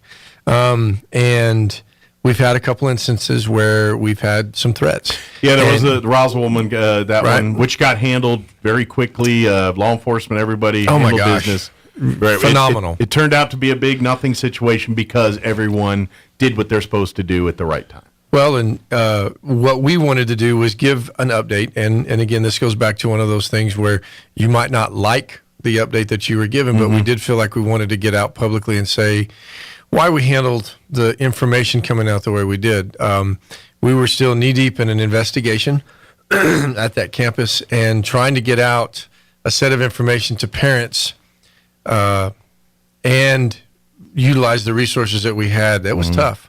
We had our head of our security, which would be Mr. Larry Joe Harrell, came in, and he talked for a little bit with the board. And, apologetically, we had a very good turnout of officers, multiple sets of agencies, and we were utilizing them to search and get the building cleared. We did not have the opportunity to take 3 of those officers to come to the front of the building to deal with any kind of a situation with a parent coming to get their kid or a parent, being really upset. And it's not that we're not negating the fact that we realized that was an upsetting incident, but at the time we had the situation under control, prioritize our resources. Yeah, exactly. That's so, and I understand that, right. And I hopefully other people as well. I get it. When your kid is in a building and there's danger, there is not enough walls to hold you back. I get it. I understand. However, when it's under control, and you gotta give the people we trust with our kids a little leeway to do what they gotta do, and that's where you gotta have a modicum of understanding. And because I don't care what situation you are, no matter how dire it is, you go off half-cocked, it's never going to end well. Well, and unfortunately, you get into some of that. One of the things that we're working to get better, and like Mr. Harold talked about a little bit last night, when you get in a situation like that where you have multiple sets of agencies that come in, the only way to communicate is a cell phone. Mm-hmm. There's no one radio channel that every magic channel for everyone to channel whatever it doesn't work like that, and we don't have 35 extra radios to hand to somebody when they walk in the door. So you get a large group of people coming in, you get kids on their phones trying to text their parents, you get parents, our cell phones, everybody thinks that cell phones, they're there, they always work, and they're always 1,000%. I hate to tell you this, but there's a lot of cinder blocks and things in those buildings. Because I know this because we do video out of the gyms and everything, and internet and signals don't always penetrate that. Well, stuff. they have a limit. Yeah, they have a limit, and so there is a little bit of that going on. And then let's face it, every high school you go to is just filled with cinder blocks and brick walls and things, and that stuff kind of impairs signals sometimes. My last job assignment was a bomb shelter. That's right, Goddard did. Hello. And it was funny because early on when cell phones first started coming out, that makes me sound like a dinosaur there. Right. They would continually search for signals in Goddard. So if you had a cell phone, one of the the Nokias or the flip phones or whatever, I mean, your battery was dead by lunch. Yeah, because it was constantly searching for a signal. Had asbestos abatement that helped out a little bit. So then the talk turned to, well, I wish we could have cell phone blockers. And then it was, well, if they're going to block the kids, it's going to block ours. Bring back the asbestos. I'm just kidding. So it's been interesting. It's been almost full circle. So now we actually have cell phone boosters now. Okay. And we've got those. We're putting them in buildings because, believe it or not, there are spots in certain buildings that you have no service. And that no way. Yeah. As funny as that sounds, I mean, it's kind of a helpless feeling. You don't have a radio, you don't have a phone, and you really need to communicate with somebody. And like as we all know, my wife is a teacher, and I've gotten calls from her. It's like, and it's like, you're in your classroom, go somewhere else, Exactly. Exactly. So I think not even all in all. I mean, I was at Roswell High, and I did my very best to stay out of the way. That was my job. Let the experts do their thing. It was. I helped with communication, and again, I think I did a decent job of staying out of the way. But watching it unfold, I couldn't have gone any better. Sure. I mean, we hate that we had to do what we did because of the actions of a student on that campus. And obviously the investigation's still ongoing and things, but as far as people involved, is everyone mentally okay there and all that? I mean, we've communicated with Roswell High pretty much on a daily basis as far as, hey, how are your kiddos doing? We, just chance conversations with teachers or coaches at different events and hearing from some of the parents. I mean, I walked into a convenience store yesterday and a lady says, my daughter was scared to death. And I said, well, remind her that, in a room with a teacher behind a locked door, a trained teacher, you're already safer than you were 5 seconds before that happened, and that we don't take that lightly. I mean, within, I don't even know the exact time, but it was under 3 minutes. I mean, we had somebody in just about every hall. Well, and Roswell High is a big building. It is. It is a big spread out. It's a lot of, it's one level of acres. Yes. Well, and there's portables and there's breezeways and so again, hats off to the staff over there, to the security team that Mr. Hurl has. We call it a security/crisis team. They came in, they started communicating with the teachers. We have a program called Navigate, where they're receiving real-time information. They can chat back and forth. They can ask questions. Those that were having trouble with that, Mr. Carrasco's secretary, Ms. Ruiz, was emailing. Mm-hmm. I mean, everybody's got a job in something like that, and everybody did their job. So, end of the day, we all go home and live to complain. Here's the part I like is about it, and even good, bad, but we had a positive result. Nobody's hurt. Everything ended. We all went home that night. That's a win. Mm-hmm. What I love about this, too, is we had the victory on that side, but now we get to assess it and say, what went right? What could have been worse? What slipped through the cracks here that could have maybe made this even shorter situation? And that's where they're probably going through now. And so I would imagine security did an amazing job, but they've also learned a few lessons from that week. Absolutely. And they're probably going to re-implement some changes based on that experience. And that's a good part about this, where we, it's great. Things are going to happen. We would love to live in a world we don't have to worry about this stuff, but that's just fantasy talk. Right. It just is. So how we handle it, how we prepare each time, and so let's face it, we don't want it to, but more than likely we're going to be dealing with another incident very much like this in the near future, whether it's a month from now or 2 years from now, I don't know, but the odds are, right. And so to see that, is everything perfect? No. Right. But you know what? I think for all things considered, people did an amazing job in what it could have been a horrifying situation that turned out to just be a crazy day for everybody. Well, I'm a glasses half full kind of a guy, so I never look at something and say, well, what did we do wrong? And we've already started, even as that day is unfolding, it's what could we do better? So to piggyback on that, we've had a couple instances at a couple mid schools where we've had threats, according to the kids. Gotcha. So the one yesterday was, we suppose we had a young man that had made threats against the building. So we call a student in and say, what did you hear? Well, I didn't actually hear it. Well, who did you hear it from? Well, I don't know who I heard it from. Well, who was it? Well, it's a friend. Well, what's the friend's name? I don't know their name. And it's extremely frustrating when you're going through that. And it's just like, okay.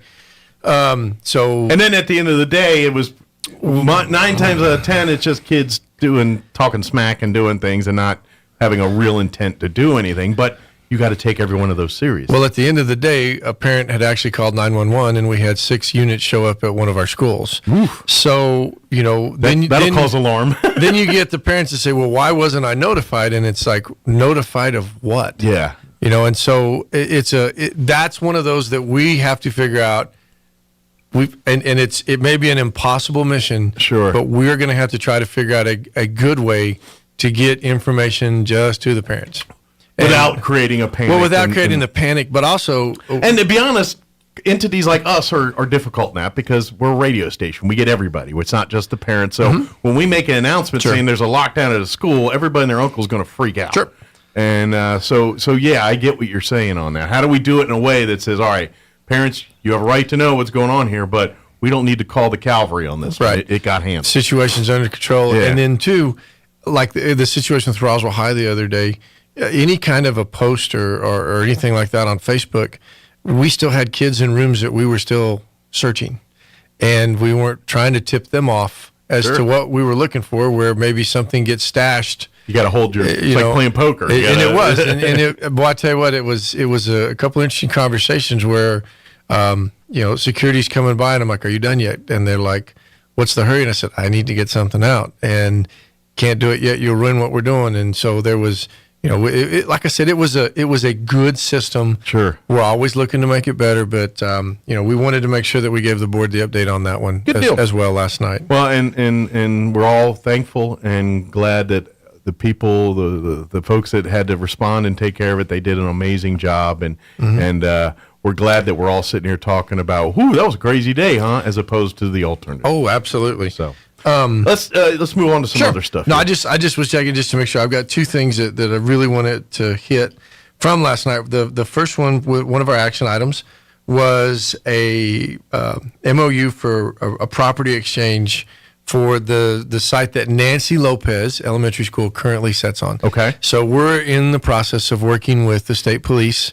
to do a land swap, where we will get a piece of property behind Mesa Middle School for a proposed Nancy Lopez site. Okay. We've talked about this. We've been working on this one for a little over a year as far as like, where do we want to build Nancy Lopez?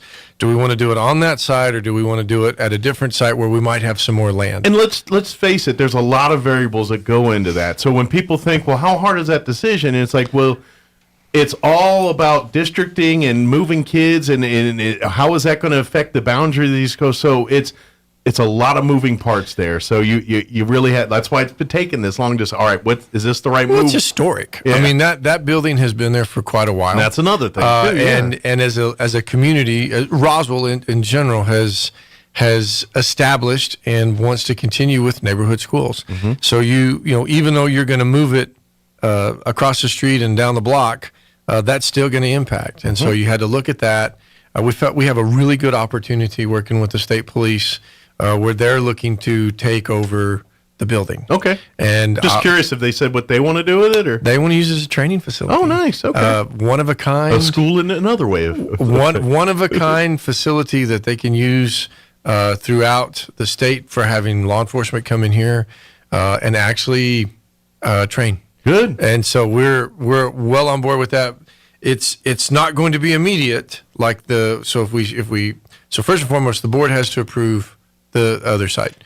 Okay. And that's those 5 individuals that were duly elected. That's their job to approve that site. So if that goes through, and I believe we're going to have the vote on that next month, design continues. We get the design set up, and then they can start the actual build on a separate piece of property. So it won't join Mesa. It's not a part of Mesa. There's not shared parking space. It is its own entity. Happens to be right behind it. But it's far enough that, it's its own entity. There's a distance between fences there. But once, that'll take a couple years. And we wanted to get some safeguards in place, rightfully so, where it's on paper that this is really not our building anymore. We're occupying it, and we'll pay a very, very doable rent for it. Thank you to the state for that.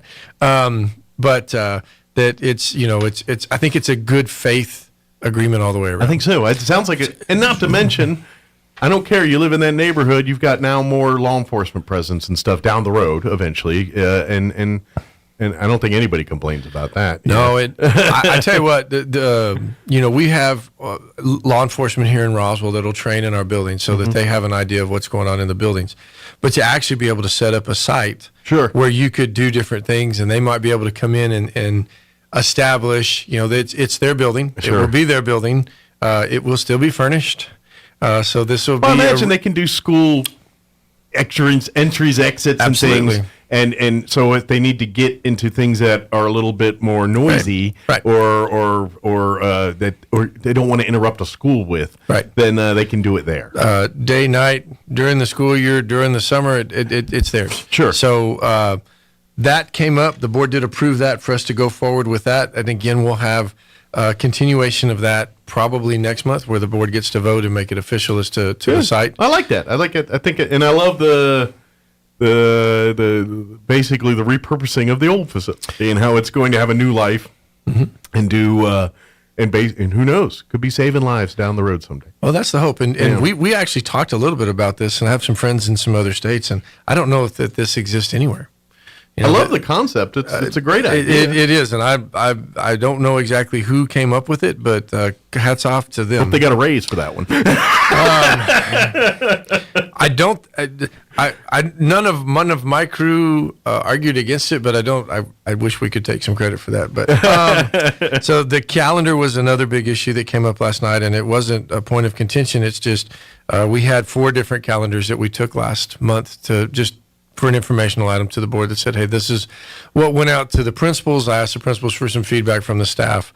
The 23-24 calendar will have us roughly starting, not roughly, we'll start August the 28th next year. Or pardon me, August the 8th. Woo. I was say 28th. That's great. I'm sorry. It's like, man, we're going to got excited. No. For a hot minute, I was like, what a minute? We got a month of August? Yeah. No. Let me do that again. All right. August the 8th will be first day for students. Okay. With the final date being on the 24th of May, which was this, we're usually out that Friday anyway. And then if I remember last time we talked, because of the way the dates fall, like this year's holiday Christmas break was front loaded. Next year it'll be backloaded because of the way the dates. So we will on this calendar we'll break on the 22nd, Friday after 1:00 dismissal, and we will come back to school on. Teachers will come back Monday, January the 8th, and kiddos on Monday, January the 9th. So if you've been in education or had kids go through the Roswell district more than 5-10 years, there's an ebb and flow to this. And so, like you said, this last one was one that I personally am not a fan of because I just don't like that. I mean, we're fixing to have a long January here. Yeah, But that's it's nice to start it a week into the year instead of 2 days. Well, and you know what? For the people that really like that, and it like I said, it's on a calendar, and you can plan it out years in advance. If you're a procrastinator Christmas shopper, then you're in trouble here. You probably don't prefer this last year and will not like the other. No. But one other thing that we did put into this calendar that's a little different. And this may or may not work, and if it doesn't, well, we won't do it again in the future. But for years, I've been told by elementary school teachers, or my mom was an elementary school teacher, and I think some of it might have been popping off, but the more I heard it, it kind of resonated. The day after Halloween ought to be a break for the kids. So we are having a professional development next year on November 1st. Nice. Which will be a Wednesday. It is in the middle of the week. Okay. It'll be different. Like I said, I'm acknowledging that right away. But when we're looking, we have to have another one. And so we're looking at where it could fit. And I said, why don't we try this? If it works, fine. We'll be the greatest heroes in the world. Sure. And if it doesn't, well, then I'm going to put the blame on somebody else. So, well, my wife's birthday is Halloween. So technically, she got to work because you got to be developed. Oh, yes. But still, for her, she'll be like, because let's face it. Yes, it's a work day for teachers, but it's a break from the routine. Like, you know what I mean? Like the kids, they get a certain time, they got their schedule, and in-service days, it's a little bit more lax. It is. So they do prefer it because now it's like, all right, I don't have to go right into work and deal with the kids and their issues. I can sit down and maybe have a cup of coffee and, ease into my day. Well, our hope there is, people are going to go and do on Halloween. And, we're acknowledging a little bit of okay. And then, too, we're also let them go, let them have their thing, and then we come back the next day and get after it. So really, other than that, there's not any major changes or, we take our standard holidays off. We have the parade day. We have our federal holidays. We have spring break in March 18th through the 22nd. And our month of April is pretty much wide open for testing. We're not real sure 1,000% of what we're looking at with that. However, it is earmarked. We've left that for that. We have some dates coming up. Okay. That just to remind your listeners that we have MLK Day on the 16th, January 16th. It is a community learning day. We do not have staff or students on campus. Okay. But we did ask our schools and our teachers to do some community events. Encourage students to get involved, to get active, to learn more. Yeah. These are not meant to be we're not meant to punish somebody on this one. We're just trying to encourage, a sense of communityism. Absolutely. Find out maybe what the date's about. Maybe read an article, do a quick paper, and I think we might have. Yeah, I know. I think there's several around town, but Eastern New Mexico University Roswell is having their MLK Day on the 16th. Oh, wow. It'll be at the ITC Commons, which is there in the campus, from 10 a.m. to 11, lasts about an hour. And if you have any questions, you can reach out to NMUR through their website. Awesome. They can do that. But I know I think there's several other events around town planned too. Well, then there you go. I mean, even that right there, you can encourage. We're not saying we require it, but just Roswell's such a beautiful place, and like we did with the fair day, just try to experience some of it, try to get out, get involved. Right. The other day is January 27th. Is one of our half-day professional development days. Okay. Our kiddos will be dismissed at 12 o'clock. If I've got it right in my head, the 27th is a Friday. Okay. So, plan ahead. Teachers will have the kiddos. Then they get to do a little bit more specialized professional development after that, usually at their buildings. If you haven't had a chance, our website has been updated, and it is smartphone friendly. Nice. So the last one, when you start messing around, and it just no matter whatever way you turned your phone. So Jerry Holm and Brian Yates are two of our technicians that worked on that, and I guarantee you, it is so much. It's user friendly to the max. And to be honest, because I always access it through an actual desktop computer, so I've never experienced the phone issues, which I know that struggle with other websites. Oh, yes. And you go in there like, I just want to get to the Dropbox. How do I do that? No, it's a lot nicer, but a kinder, friendlier, gentler new experience for we're hoping mobile users. We are sure hoping. Good deal.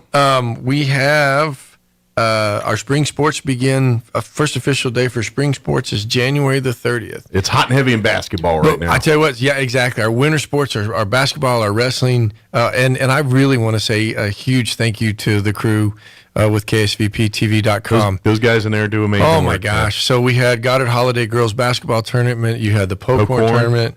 I think I saw them maybe more than I saw some of my own family, and I know they think that too, and that's probably why they didn't want to see me this morning. But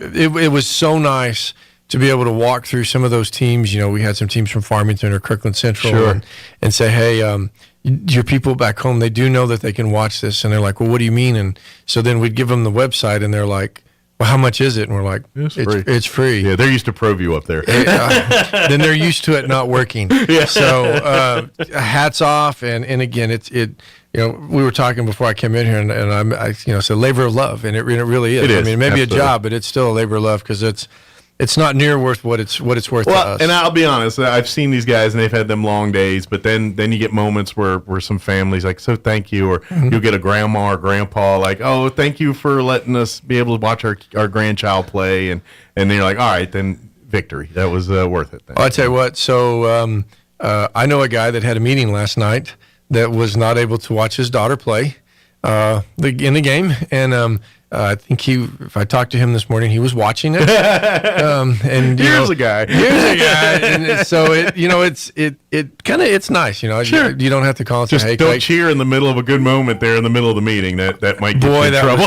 You know what? I didn't do that during volleyball, and I didn't do that last night. Because it's always in a dark part in the meeting, and then you're like, yeah! And Yes, sir. What are you doing? No, I'm sorry. No, I didn't even get score updates if it makes everybody feel any better. But no, again, thank you to everybody for that. By the way, don't use that KSVP TV as your first choice unless you're out of town. If these kids are playing in one of our local gyms and you have the ability to get there, get your butt in those gyms and support them, because nothing. I mean, yeah, they love to watch and get the views, but to be in the crowd, to cheer these kids on firsthand, to obviously support financially by paying to sit and help with that helps the schools and the booster Mr. program. Cooper says thank you for that, by the way. But but if you can't get to the gyms, or you have out of town friends and family, or you're at work, then by all means, we'd love to have you come. But if you're thinking, let's just watch it on the thing instead of going, get your butt out there. Get to the game. Get your butt out there. It's a way better experience. So I discovered something doing sound before I took this job when I was at Goddard. I would have the stream running as well on my computer, and it's delayed just enough that you get instant replay. Yeah. So I know Gene has been working with instant replay for football. We've for had next some year. success and some but not this success. this was non-planned because the stream was about 10 seconds delayed from live action. So the play would happen, and then you literally could turn into the computer and watch. So if you take your smartphone, there you go, and you one little instant replay, you're free to free to bring depending that. on your service provider, it could be anywhere from 10 to a minute delay, depending on how good your internet is. I have no comment on that. So two other real quick things, guys. Yes. Construction moving along with Mesa Middle School. We've already talked a little bit about Nancy Lopez. If it all goes according to plan, thank you, Wade Construction. Thank you, Wade Construction. Thank you, Wade Construction. Awesome. We should be getting our kiddos in part of that building after spring break this year. And if you've been by the Wool Bowl, we're working on some sidewalks over there to try to make it a little bit easier for people to navigate. The little gravel over there might not have been as easy for people that had some special wheelchair needs and things like that. Yeah. So thank you to, I think we've got, I don't want to say the wrong company, but thank you to the contractor over there. It can be done, but it's a rough ride because we have our little carts that we carry our radio equipment over that stuff. You should be good now. I think we've taken care of you. It can be done, but it's a bumpy ride. Oh yeah, and we've got Roswell High School baseball field ended up with some lights so that they can actually play games on campus at their own baseball field. So they've got the ability to schedule double headers now. I mean, we got so many things, and again. A thank you to my crew and making sure that that what we're doing is good for kids. Everything that we're talking about, it will impact the community as well, but the ultimate direct impact has to be the kids. Absolutely. And that's what it's all about. Working with them. Absolutely. Next time we'll be right in the middle of legislative session, so I do want to set some time aside to talk a little bit about some of the legislative issues that you guys are looking at. Obviously, if folks been watching the news, the governor's kind of been previewing over the last couple of days some of the things she wants to see this legislative session address. There's a lot of education-related stuff in there. Right. I'll do a shameless plug. Front page of the Roswell Daily Record this morning has a very good article about proposed plans. I would, whether that be online or a hard copy, I would get that and read it. Sure. It's very user-friendly to understand what the language is that's in that article. Not with getting in details and all that, but just your ballpark opinion. Because from my wife, teacher perspective, I hear the things she wants to do. I'm like, that's great. All those things are good. Ballpark reality, how much of that do you think is actually going to get through? Just you guess and speculate, not holding you to anything official. Just you're based on your experience and curiosity. Just curious what they would think. There's so many factors that could go into this one. I mean, you look at the political landscape. We just won an election, so we don't have to worry about something like that. It sounds like the public ed department is fairly stable. Dr. Steinhaus he announced the other day that he was going to stay in as head of that. Okay. I think that our legislatures are going to do everything that they can to bring back to the community of Roswell everything that they can. Sure. I think, I would like to say, 60 to 80% of what's been asked for. I think we're there. Okay. But it also, it's, the conservative, and I don't mean that politically, but the conservative people that are always kind of the glass is half empty and it could get emptier. We just have to be careful. They're always wanting the rainy day saving, which that crew is rightfully so, kicking in, kind of going, okay, be careful, be cautious. Just be wise and be long term in your thinking. Well, and it's just like not education related, but you hear the governor wants to give us more money again, and of course on the surface I'm like, yeah, sure, cut me a check. I like money, it's good, but at the end of the day, I know I'm fortunate. I'm in a situation where it's not live or dying by that $1,500 or depending on what you get. Mm-hmm. But I'm also like in that opinion, like, well, if I don't take the money, can y'all do something more useful with it? I would be okay with that too. And so that's where, some of those arguments and debates will be had. And obviously on the education side, yeah, we want to get raises for teachers and more money in the curriculum stuff, but that's all well and good. But someone's got to pay for that. Someone's got to, and you got to find a way to do that without breaking the bank. And so that's the slippery slope that everyone's got to dance. I would like for anybody at any point in time, and I use the words nameless and faceless, to be able to walk into the Roswell School District and go, hey, this entity right here is set up for at least the next 12 years. Yeah. Whether that be financially, academically, curriculum-wise, personnel-wise. We did, again, our strategic plan was a 4 or 5 year, because by the time you get towards the end of it, you're already working on it again. Process, or, it's set out. But at the end of the day, and on our current board has done a phenomenal job with just that right there. We want to leave this better than we found it, and not just for the year that the new people come in, so that it's a tradition. And I hate to use the word excellence, but it is a tradition of excellence, providing for the stability of Roswell. Well, and we've got to run out of time, but it's that. You talk about, it's the consistency, the boards and thing that over the years they come in, and then there's the education of the new folks. We do it this way, and we do it this way for a reason. This is why. And then when they see that, they're like, okay, and that's how it keeps going, basically. And so that's what we've had a great success record of that. Right. Each generation of board has kind of passed the baton on to how we do that, and they do it well. Right. Good deal. Well, thank you as always. Appreciate the visit. Absolutely. And we look forward to next month, and don't work too hard. That's the plan. Well, I would say that's the plan, but that didn't sound good. I mean, I work hard at not working hard. That's my plan. So thank you. We appreciate Absolutely. it. All right, it's 9 o'clock. You're listening to 106.5 Roswell's Talk FM, KEND, or Roswell, New Mexico. For air travelers coast to coast today, all because of computer trouble at the Federal Aviation Administration. The FAA ordered all departing flights grounded early this morning, but lifted that order just before 9 a.m. However, delays and cancellations continue to snowball. More than 4,300 flights were delayed and more than 780 canceled. While the White House initially said that there is no evidence of a cyber attack, President Biden said, "We don't know," and called for an investigation. The FAA said its notice to air missions system went down and had to be restored. Julie Walker, New York. President Biden, he called former President Trump irresponsible over Mr. Trump's handling of sensitive government documents. Apparently has some issues of his own in that regard. I was briefed about this discovery and surprised to learn that there were any government records that were taken there to that office. Mr. Biden asked about the discovery of some classified documents in his office at the University of Pennsylvania. says his lawyers acted appropriately, turning the papers over to the National Archives. House Majority Leader Republican Steve Scalise says there's no absence of irony, perhaps some hypocrisy in all of this. When Vice President Biden left office, it looks like he took classified documents with him, and he was very critical of President Trump. Launching a partisan attack on Mr. Trump. At least 17 people have lost their lives to the powerful storms that have raked California in recent days, and although the cleanup is underway, the state not out of the woods yet, with more storms expected this week. Governor Gavin Newsom says more than half of California's counties are included in a disaster declaration. Watching Wall Street, the Dow is up 13 points, the NASDAQ 52 points higher. More on these stories, townhall.com. You know that your dollar doesn't go as far as it used to. At Key City Capital, we know that as well and would like you to know about investments we believe can make sense in an inflationary environment.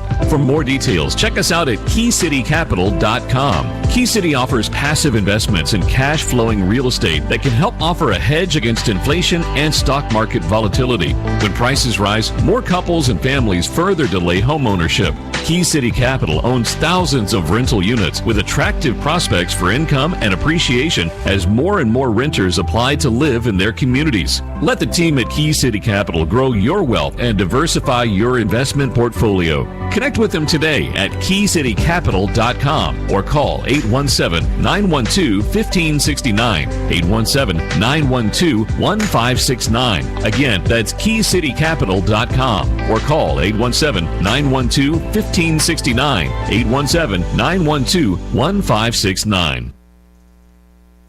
The fate of a devastated mining town in eastern Ukraine hangs in the balance. Ukrainian forces holding out against a furious Russian onslaught in what has become a bloody focal point of Putin's almost 11-month-old war. Soledar, like its neighbour to the southwest, Bakhmut, has seen months of bitter attritional fighting. Ukraine insists Soledar hasn't fallen. It's also cast doubt on a photo of Prigozhin that Russian media say was taken in Soledar's salt mines. Capturing Soledar would give Russia a propaganda boost after months of bruising defeat. Analysts say if it happens, it would not mean Ukraine's supply lines to Bakhmut would be cut. The BBC's Danny Aberhart. An attacker wounded 6 people in a knife attack in Paris's busy Gare du Nord train station this morning before being shot and wounded by police. No specific motive has currently been suggested by authorities. News and analysis at townhall.com. These egg prices, they're for the birds. A lingering bird flu outbreak combined with soaring feed, fuel, and labor costs has led to U.S. egg prices more than doubling over the past year and hatched a lot of sticker shock on grocery aisles. The latest government data shows that the national average price for a dozen eggs hit $3.59 in November. That's putting stress on consumer budgets and the bottom line of food producers and restaurants that... Everybody wants cheap airfare, but where do you find it? You call low-cost airlines. Their prices are direct from the airlines, and they're so low you can't find these fares published anywhere. They specialize in cheap flights, discount hotel rooms, cheap car rental rates, and great package deals anywhere around the world. Wherever you want to go, they can help you get there cheaply and with a best price guarantee. If you want the lowest prices on your airline tickets or other travel services, call now. That's right, call. That's the only way to get these rates. Experts are standing by 24/7 to get you the cheapest airfare and hotel rates available. So don't wait. Call right now for the lowest travel prices anywhere and for great last-minute travel deals too. Call 866-755-5300. That's 866-755-5300. Again, that's 866-755-5300. Call us right now. I hear the rhythm ringing through it. Flamenco guitar and cumbia music. I hear the talking of the DJ. The travel witch and what does he say? I'm on a Mexican radio. I'm on a Mexican world radio. Broadcasting live from high atop the J.P. White Building in downtown Roswell, New Mexico. It's Mornings with Mike Winters on 106.5 Roswell's Talk FM. Is that what I sound like when I talk? Now, here's your host, Mike Winters. And good morning. It is 6 minutes after 9 o'clock. Welcome to hour number 3. Mornings with Mike Winters, right here on 106.5 Roswell's Talk FM. That was Cedric the Entertainer, by the way. Am I the only one that confuses Bernie Mac and Cedric the Entertainer? Like, I get it mixed up a lot. Well, they're different eras for me. Sort of, but they were very similar movies in the 90s. Yeah, I mean, they're the same type of roles and characters, but like Bernie did it in the 90s, Cedric's doing it in the 2000s. That's true. That's kind of... And I think Bernie would still have been doing it had we not lost him so young. Was Bernie in? Because I was referencing the movie Mr. 3000. Yeah, he's the baseball player in that one. Well, He's the. But was Bernie Mac in that one? I don't think he was. That was Bernie Mac. Was it? Okay, so that wasn't Cedric. So that then, was Bernie. See, I'm telling you, I mix it up all the time. that was Bernie Mac. Okay. So yeah. He also had the Bernie Mac show in the 90s on Fox and all that. No, I didn't think that was Cedric. Cedric the Entertainer in the Bernie Mac show. Oh, well. Okay. Yeah. Starring Michael B. Jordan. What? But he was a lot of those, like, plus Bernie Mac showed up in all those, like, Eddie Murphy, Arsenio Hall movies in the day, too. The Harlem Nights and those movies. And Bernie always had a good role in those movies, too. So, Conversation started because Mike was referencing the movie How to Be a Player. That's right. I had to pull a reference out of that. term from the movie. Which I can't say on the radio. No, you can. Well, actually, you know what? I would argue you could. I could, but I'm not going to risk it. You just can't say what it means. I cannot, but I'm not going to say it because it's not going to end. That's right. Just, I guarantee it's not one of Carlin's 7. Yeah, why guarantee. would I? It just does me no good. Yeah, that's true. But anyway, yes, Bernie Mac, and I was a fan of Bernie Mac movies and. Yeah, in general, Mr. 300 was a good movie. Right there, 3000 or whatever it's called. Yeah, that was that's what you call a sleeper. It was one of those you don't expect much out of, but it was surprisingly good. And I loved those 90s baseball. Like, I ain't gonna lie, when I think of Mr. 3000 movie, I go right to Mr. Baseball. Right. With Tom Selleck. Oh yeah. Which is another favorite movie of mine. I love that. Yeah. There's a lot of those movies that came out like right at that time because it was that. Didn't Great Balls of Fire? I feel like those were a little earlier, but maybe. What's that one? The Charlie Sheen one. Which Charlie Sheen? There's been several. The baseball movie, Charlie Sheen. Baseball Oh, Major League. Yeah, Major League. And Major League 2. Major League. Angels in the Outfield, Rookie of the Year. I feel like all those came out like in a cluster all at once. Well, Mr. Baseball and Mr. 3000 are similar in veins. They're similar veins, but they're several years apart. They're different. But they're different than Major League. Like those were like ensemble comedies. Where Mr. Baseball, Mr. 3000 about a one guy who literally is at the end of his career trying to revitalize and stuff. In the case of Mr. Baseball, it's Tom Selleck getting dumped from the Yankees and now getting a contract to play in Japan. Right. No, I'm not saying they're the same movie. I'm just saying it seems odd that we had a rash of baseball movies come out all at the same time. Sure. But I mean, those two movies are the same in the fact that they basically had to get their ego in check to get what they wanted. That was it's almost the same premise of each movie. It's just one's in Japan, one's here in the States. They're pretty much the same movie. The jokes are a little different. I still got in my head, easy, big guy. Uchiyama kick all buttocks. But he thinks hard way, good way. He's not the bad man. It's a line from Mr. Baseball. This is why he doesn't know math, people. But I know easy, big guy. Uchiyama kick all buttocks. Well done. I've seen that movie so many times, and that I haven't seen it in 20 years, but that's right up there. That's right up there with the. I believe it was the Daniel Stern line from Rookie of the Year. Give him the high, hard, stinky cheddar. But it seems odd to me because when's the last time a baseball movie, like a baseball movie came out? In the 90s, there was like 30 of them. And then all of a sudden, the only one I could think of off the top of my head was that Jimmy Fallon, Drew Barrymore movie from a few years ago, That was not that few. That's not. It's like that movie's like 15 years ago. A few years ago, yeah. That's like seeing the other day. But it's in Boston. Yeah, you don't see them hardly ever anymore. But there in the 90s for a quick minute, it was like every movie was baseball adjacent. Yeah. Think about it. Like all of a sudden, all these movies are coming to my head. The Sandlot, like I said, Rookie of the Year, Angels in the Outfield. What's the doggone Tom Hanks? League of Their Own. League of Their Own. Yeah. I mean, Love of the Game. There was just like a ton of baseball movies all at one era, and then just nothing. The most recent one I could think was probably early to mid 2000s, and it was the one with Clint Eastwood, where he's a scout. And his daughter, who's Moneyball. I guess that would be another one. Yeah, Moneyball. But and it's called something like For Love of the Game or something like that. It's and what's her name? Rachel Adams or Rachel McAdams. I think. Oh yeah. I do remember the one you're talking about. That one. That's probably the most recent baseball movie I can think of off the top of my head. You forgot about the Albert Brooks movie, The Scout, by the way. That's true. That is true. Oh, that's right. Yeah, where the bat is like anthropomorphized. I remember that. Trouble with the Curve. That's it. That's the one. Yeah, and that was let's see, I want to say like 2012. 12. Okay, so that's probably the most recent thing I can think of off the top of my head. Yeah, it's just, but that was 15 years ago. Again, almost nothing about baseball these days. Or but 10 years ago. Yeah. But yeah, there for a quick minute, every movie had something to do with baseball. Just something weird to think about. There you go.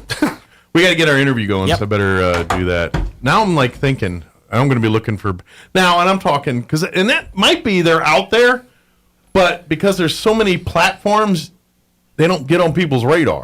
Like Netflix or Hulu probably has several of these movies that are baseball movies. They just never, hit a theater or and they might star people that are, celebrities. And so, in all fairness, I think part of it is the world's been diluted of that. That's true. So I'm wondering if maybe it's there.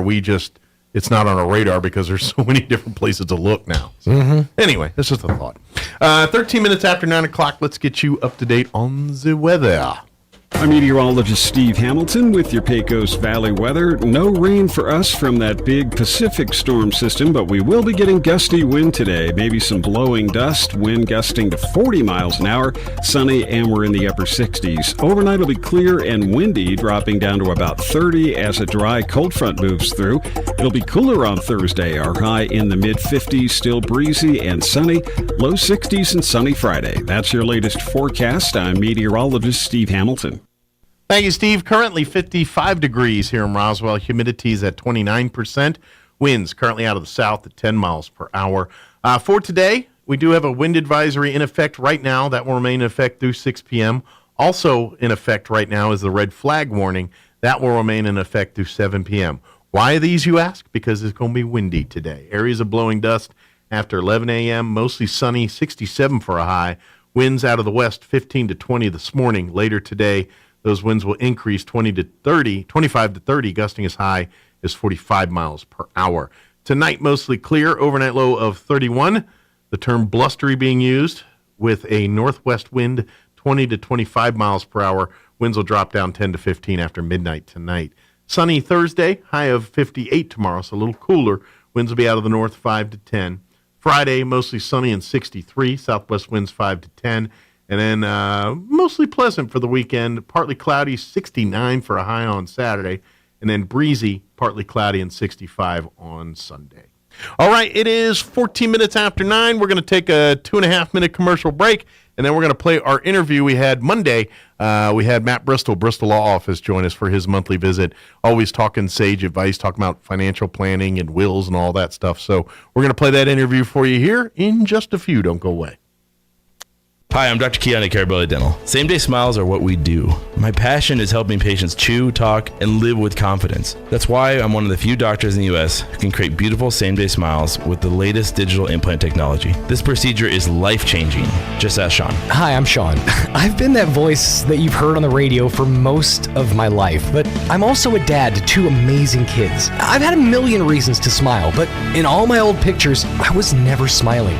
Truth is that life of improper care and being being dealt a bad hand genetically, it left me practically with no teeth. It affected everything from the way I ate, the way I talked, and of course how I interacted with people. And that's where Dr. Keon and Carabelli stepped in. They eased my fears. They explained every step of the process in a way that I could understand, and they made me feel almost like I was part of the team. And now, I can't stop smiling. I have so much more confidence, and I love looking in the mirror now. I can't explain how much of a difference Dr. Keon's dental implant process made for me. Our team can help you find your smile too.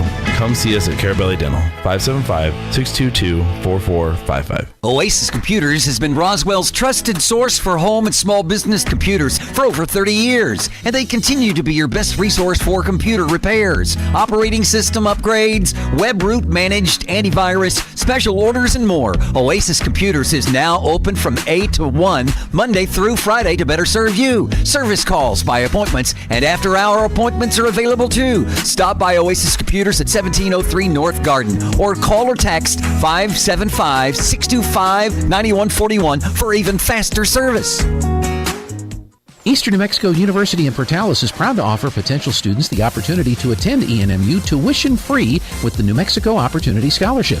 And now we are proud to announce the newly created Freshman Hound Housing Room Grant, which will allow students the opportunity to receive up to $3,000 per year off their housing costs when living on the ENMU campus. For more information on how ENMU is making higher education more affordable for you and your family members, visit enmu.edu. Eastern New Mexico University. Student success. That's what we're about. For over 40 years, Sierra Blanca Motors here in Roswell have been providing locals with quality vehicles and are committed to providing you quality vehicles and service for many years to come. No sales gimmicks, no inflated pricing, just a quality pre-owned vehicle listed at retail pricing or less. Have a used vehicle to sell? Get top trade-in value or an amazing cash offer today. Let Danny or Jose provide you a great car buying experience. Call 575-622-7907 or stop by Sierra Blanca Motors at 720 South Main Street in Roswell. Se habla español.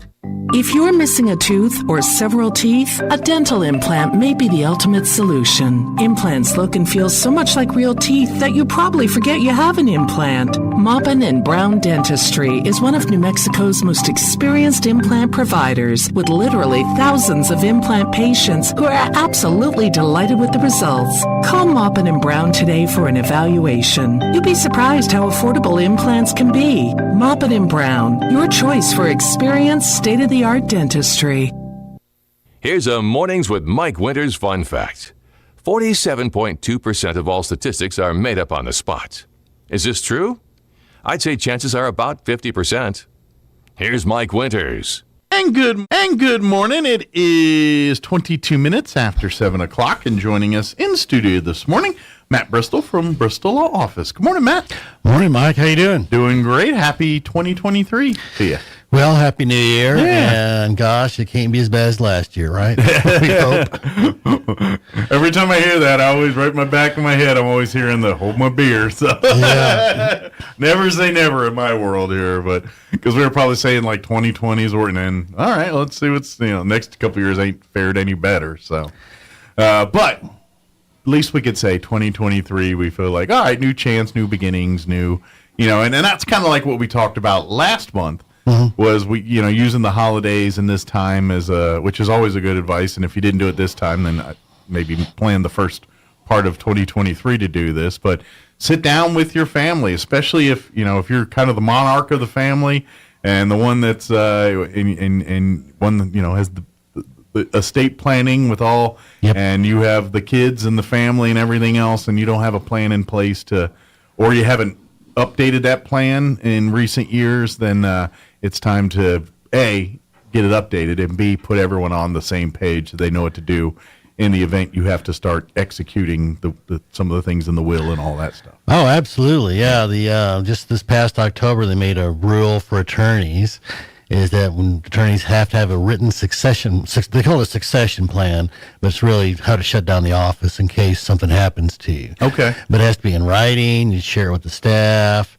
Another attorney is wanting us to shut stuff down, and so you have to have that person on board. Which makes sense because of the many files, whether they're Mm-hmm. closed cases or ongoing cases, mm-hmm. They all need to be treated with the same, security and respect that as an attorney does with all of their cases. So yeah, so you treat it like a business. So I've got a written list of priorities are if there's hearings, they need to be called off or postponed, and let opposing counsel know that I've croaked, that kind of thing.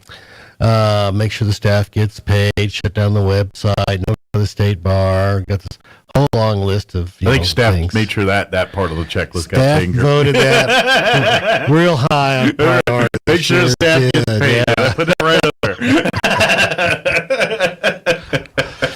And families should treat their families as a business. Sure. You got the CEO, you got the board of directors as the adult children. Mm-hmm. And everybody should know the succession plan. Everybody should know how things are being divvied up, so there's no fighting later. That's the big thing. If you're trying to avoid the Hatfields and McCoys situation after you pass, or after that's, we always hear of those families where they have where unfortunately a death in the family and inheritance tends to ruin families sometimes, especially if we're talking big numbers here, but not always. I mean, sometimes families get destroyed over a dog or something is what some would consider pretty low on the importance scale here, and but if you have the plan that really avoids all. Yeah, so if mom and dad are going to divide things evenly, they need to let everybody know that, and I just repeat it year after year after year. Or if it's going to be unevenly, they need to let everybody know that.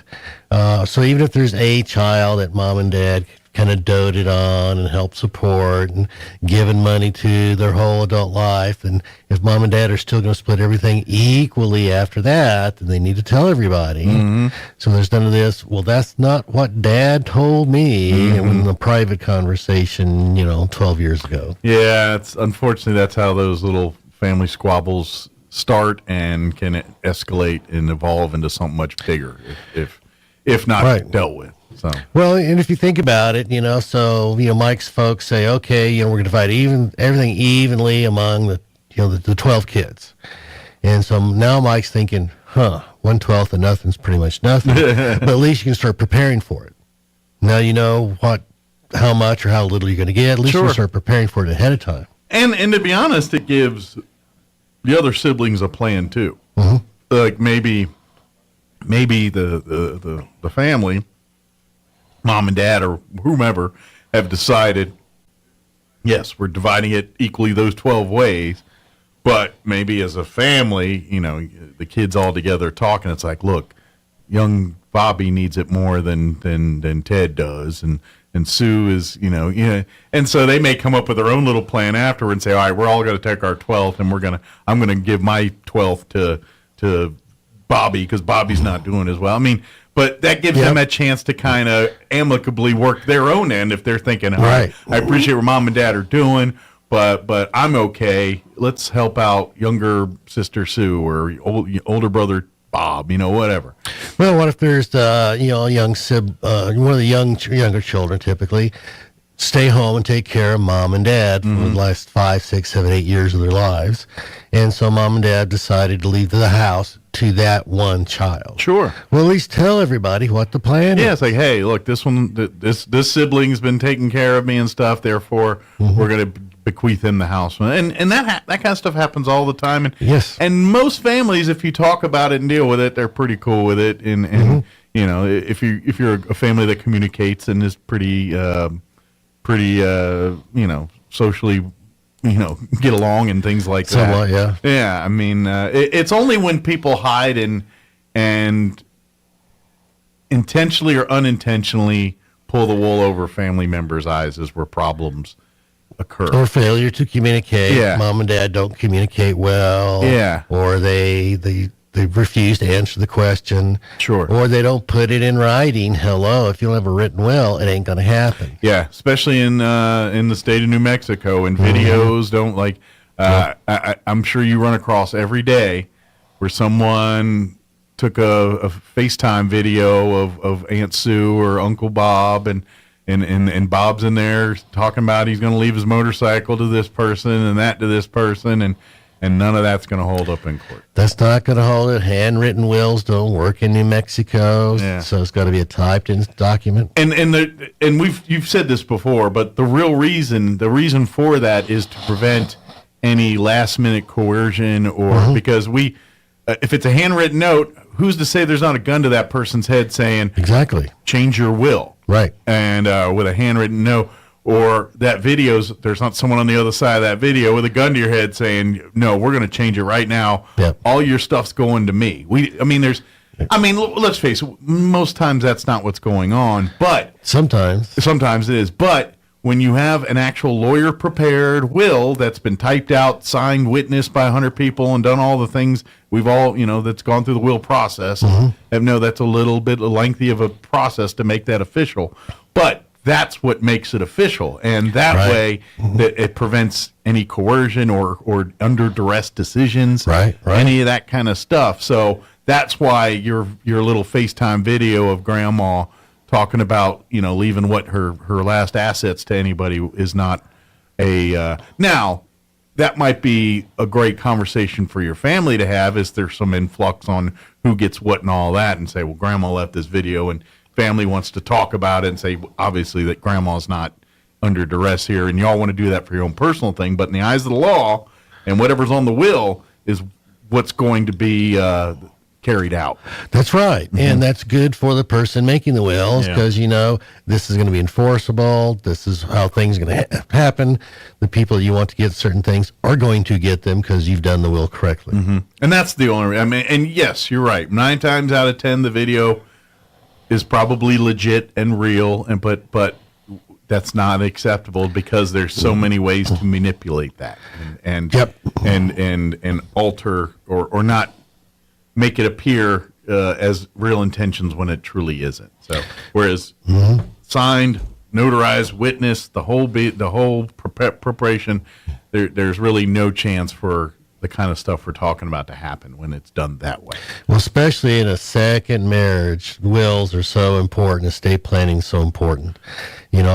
So husband owns the house pre-marriage. He gets married. He and wife live there 20 years, and he dies without a will. So who gets how much of the house? I'm thinking the family that grew up in it, they're going to want to claim to it, even though they may not, unless you bequeath it that way in the will. It may go to the second wife if depends on how the assets are at that time and everything else. With no will in place, it kind of usually goes to the married partner that's still alive and married and everything. Well, it's just a community property question versus sole and separate property question. So assets acquired during marriage are community property. Debts acquired during marriage are community property. So on separate properties, anything acquired pre-marriage or during the marriage by gift or inheritance. So when husband owned the house pre-marriage, that's sole and separate. If you die without a will, 3/4 of the house goes to the children, 1/4 goes to the surviving spouse. So the surviving spouse has a 1/4 interest in the house, but the kids get 3/4. So if the husband had wanted to take care of the 20-year marriage wife, he failed to do so because he didn't make a will. Kids got something, and the new wife getting a little something, but the ex does not. Yeah, so the kids get 3/4 of the house, and now you got this widow who's probably on Social Security, and how does she cash those kids out? She can't afford it. Yeah. Not to mention, depending on relationships there, that's a prime example of how do you want to create a huge dust up in your family after you're gone. Yep. There's prime example number 1 right there. and it's very natural because the kids are going to say what dad was, my dad my whole life, and you were only in the picture 20 years. Sure. Yeah, it's because you're getting emotions in there now, and let's face it, kids of the natural parents are, relationships are relationship, but are going to want to defend their natural parents' rights to certain property or whatever in an event like this situation. It's like, mom was around for all this, you weren't. She should get it, not you. Kind of mentality. Oh, there's a whole lot of stuff going on. And emotionally, they may be right, but if it's not written down in the will that way, or it was not covered in a will, that may not be what happens. And that's what you got to be. That's why you have to cover your bases. Well, I got a case where the second marriage, husband was injured on the job, got a large settlement, but couldn't work because of the injury. And a few years later, he passes away. So we got the house problem is one thing. And then the kids are, well, what about dad's gun collection? Well, in this case, it was a 30-year marriage. So probably most of those guns are, less than 30 years old. And then the kids now want from stepmom part of the settlement where dad was injured.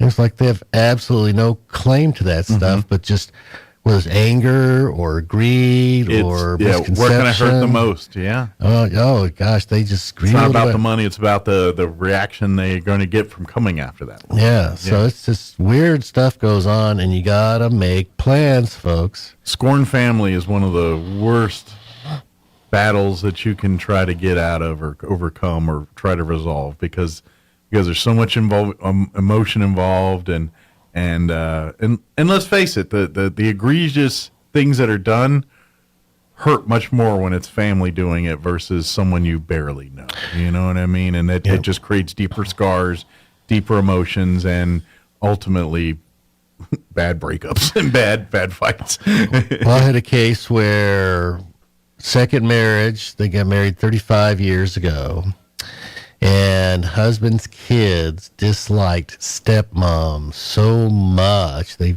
forced dad into divorcing her. Wow. I don't know how they forced that, but they forced dad into divorcing her, but they stayed together as a couple for 35 years, joint bank accounts, both names on. So they're practically married in common law, yeah. Yeah, so they got, both names of the cars and all this stuff, and everything's in joint names because they've been together 35 years. And dad dies, and the kids show up, and they want everything. Mm-hmm.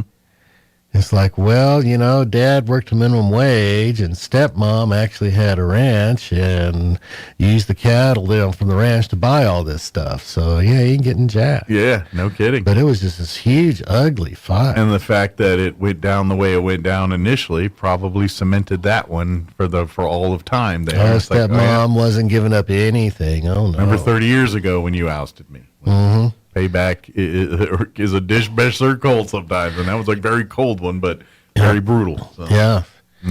So it's just weird stuff goes on. Yeah, that's why you got to communicate. That's why when we were talking last month and saying the families generally during the holidays, the family gets together, even if it's sometimes the one time a year where everyone's at the house. Have these conversations. Sit and talk about this stuff. Get the good and bad and the ugly, because you don't want this stuff to be sorted out when someone's actually passed, because you've got enough grieving, you've got enough planning, and who's going to be this. You got a logistics of people coming out of town. There's a lot going on when there's a funeral going on. Yeah, and that isn't the time. If you're doing it right, that's not the time to talk about who gets what and all that. That's the time you're supposed to be grieving for your family and going through the funeral process. Mm-hmm. This stuff should have been worked out prior, and then afterwards it's just a matter of executing the will and delineating up who gets what and calling it good from there. Absolutely, yeah. Because it's so unfortunate that families break up and all go away because there was some confusion on who got the house or who got the car or who was bequeathed what and wasn't bequeathed this and that family situation. Well, why did it leave all the money to Sue? Johnny's the one that earns it, what I mean, deserved it and all that. Those conversations need to be had before, hashed out, worked out. And then, because there's enough going on when the death happens. And the last thing you want to do is have the knockdown drag out in the church. During the funeral service. You wake or whatever it is. Yeah. That's when you start getting into your television drama and movie drama type scenario stuff. Well, my grandfather was real good about, this is what the will says. This is what I want. And I don't want anybody fighting. And this is the way it's going to be. And you hear that for 5, 6, 7 years. And so you're ready. Exactly. And so, okay, this is the way he wanted it. And we're not going to fight about it. And that's just the way it is. Yeah. whether you like it or not. And then to be honest, if there's little trinkets and treasures and things, that's the time when you say, okay, you're mature enough, and I'm going to bequeath you my pocket knife or whatever, those family heirloom treasures, my watch from here or whatever it is. Take turns picking. Yeah, do stuff, those kind of things. That's the time you kind of go over all that stuff. Because, and let's face it, unless that stuff you have is worth tons of cash, you're not putting that in a will anyway. Right. You're not. I mean, a lot of us have that image of the will, and it's always like the estate of the mansion, and so all these fancy rich people get in a room, and it's like, I bequeath my prized golden swan to Uncle Gertrude, whatever it is. And it's not really like that. No, it's not. Those kind of things you kind of sit and say, that's when you pull your son, daughter, kid, whoever it is aside and be like, look, this is the watch my grandfather gave me, and I've had it my whole time, and now I'm going to give it to you to give to your kids, blah, blah, blah, whatever it is. That's that's the kind of stuff we're talking about. But I've got a common question. People call me up and they'll say, they lost a spouse a week or two ago, or mom and dad. And, what do we need to do first? That's a very common question of what's the first thing we need to do. And I tell them absolutely nothing, because until you get a death certificate, you can't do anything. Yep. So just take the time and grieve. Don't worry about trying to do anything right now. Because you can't really do anything till that death certificate. You can't. So just take the time and grieve, mourn. I would add another level to that for folks, because that's one thing you're going to be getting to. But if you have the person that's deceased, it's also prior military. The other document you're going to be needing a lot is their DD-214. If you've got veteran stuff and things that, all of that, and that death certificate you got to give 100 copies of, but your DD-214 is another, and for people in the military, that's your separation paperwork. That's the paperwork that officially says you've been dishonorably or honorably or whatever discharged from the United States military. When you served, how long you served, what medals, what you did, it's everything. It's in there. But that's your foot when you're in the military. When you lose that, it's very hard to get it replaced. So they always tell you to make copies and all that kind of stuff. Or some would even recommend you make it a public document with your county clerk's office. Wow. That way, if you do lose it, you can go to the clerk's office and get a copy pretty easy. Whereas if you lose it the other way and have to go through VA, good luck. You can get it, but it takes like a year. Oh, wow. And it takes a really long time. So talk with your family about that one, too, where you keep the wills and everything. If there's a DD-214, like my wife knows, we've got about 10 copies sitting in our folder. And, because when you're alive, you need them, too. Anytime you apply for loans or things like that, and you get a VA hookup, or like military, like I go to the DMV to get my license renewed. I bring my DD-214. They put a veterans thing on there. That way, cool. That shows me as a veteran, and, and get discounts on Veterans Day. But anyway, that's about all I could do. You didn't really do with it. But it's that kind of stuff. But I'm just saying, treat that DD2, especially when your person is passed. They're going to want as many copies of that, especially if you're trying to apply for some of their VA benefits or get some of their VA benefits transferred over. That DD-214 you're going to need to have with you. Good to know. Good to know. So keep... That is just as important document as the wills and your deed to your house and all the things you keep in the important paper drawer. Keep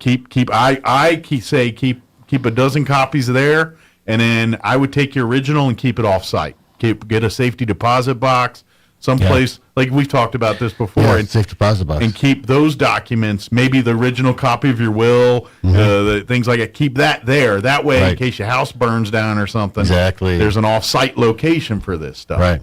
And that way, that's why you can keep the original there. If it burns down, then you got a copy of it there. Don't keep it with the other 12 copies at the house.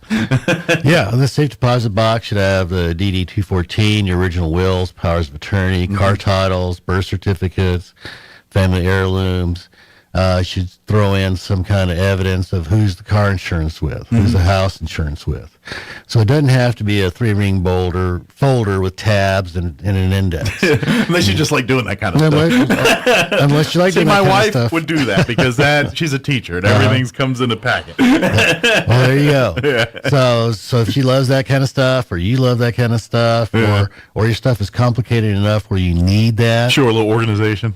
But most people do not need that level of organization. Yeah, a folder with those documents in it, people can figure it out. Yeah, if you've got to pay online, then you just print out the receipt. It says Geico, you write car on the piece of paper, throw it in the safe deposit box. If you pay by check, you can just have an envelope. It's got a return address, says Geico, you write car, house on the envelope. People are going to figure the rest of that story that way, out. give them a trail to follow. At least a trail, yeah. Oh, because if you're like most adults, you have adult children. Sure. You're a parent. You don't tell your kids how much you have, probably never where it is. Well, and the kids have no idea if the house burns down, who do we call for car insurance? My brother and I had a lot of experience that when my mother passed. She passed back in 2004, and at the time that my parents were divorced and she was living by herself and all that. So it was literally, and my mom was not the most, my mom could cook some mean meals. She could craft and sew and do crochet, the best of them, but not always the best with finances and balancing, things like that. So it was a nightmare going through her stuff and trying to figure out her little bills. And like she had a fetish for Finger Hut that I had to, that we had to, a lot of work of shutting down and tracking down. And then when my mother was a pack rat.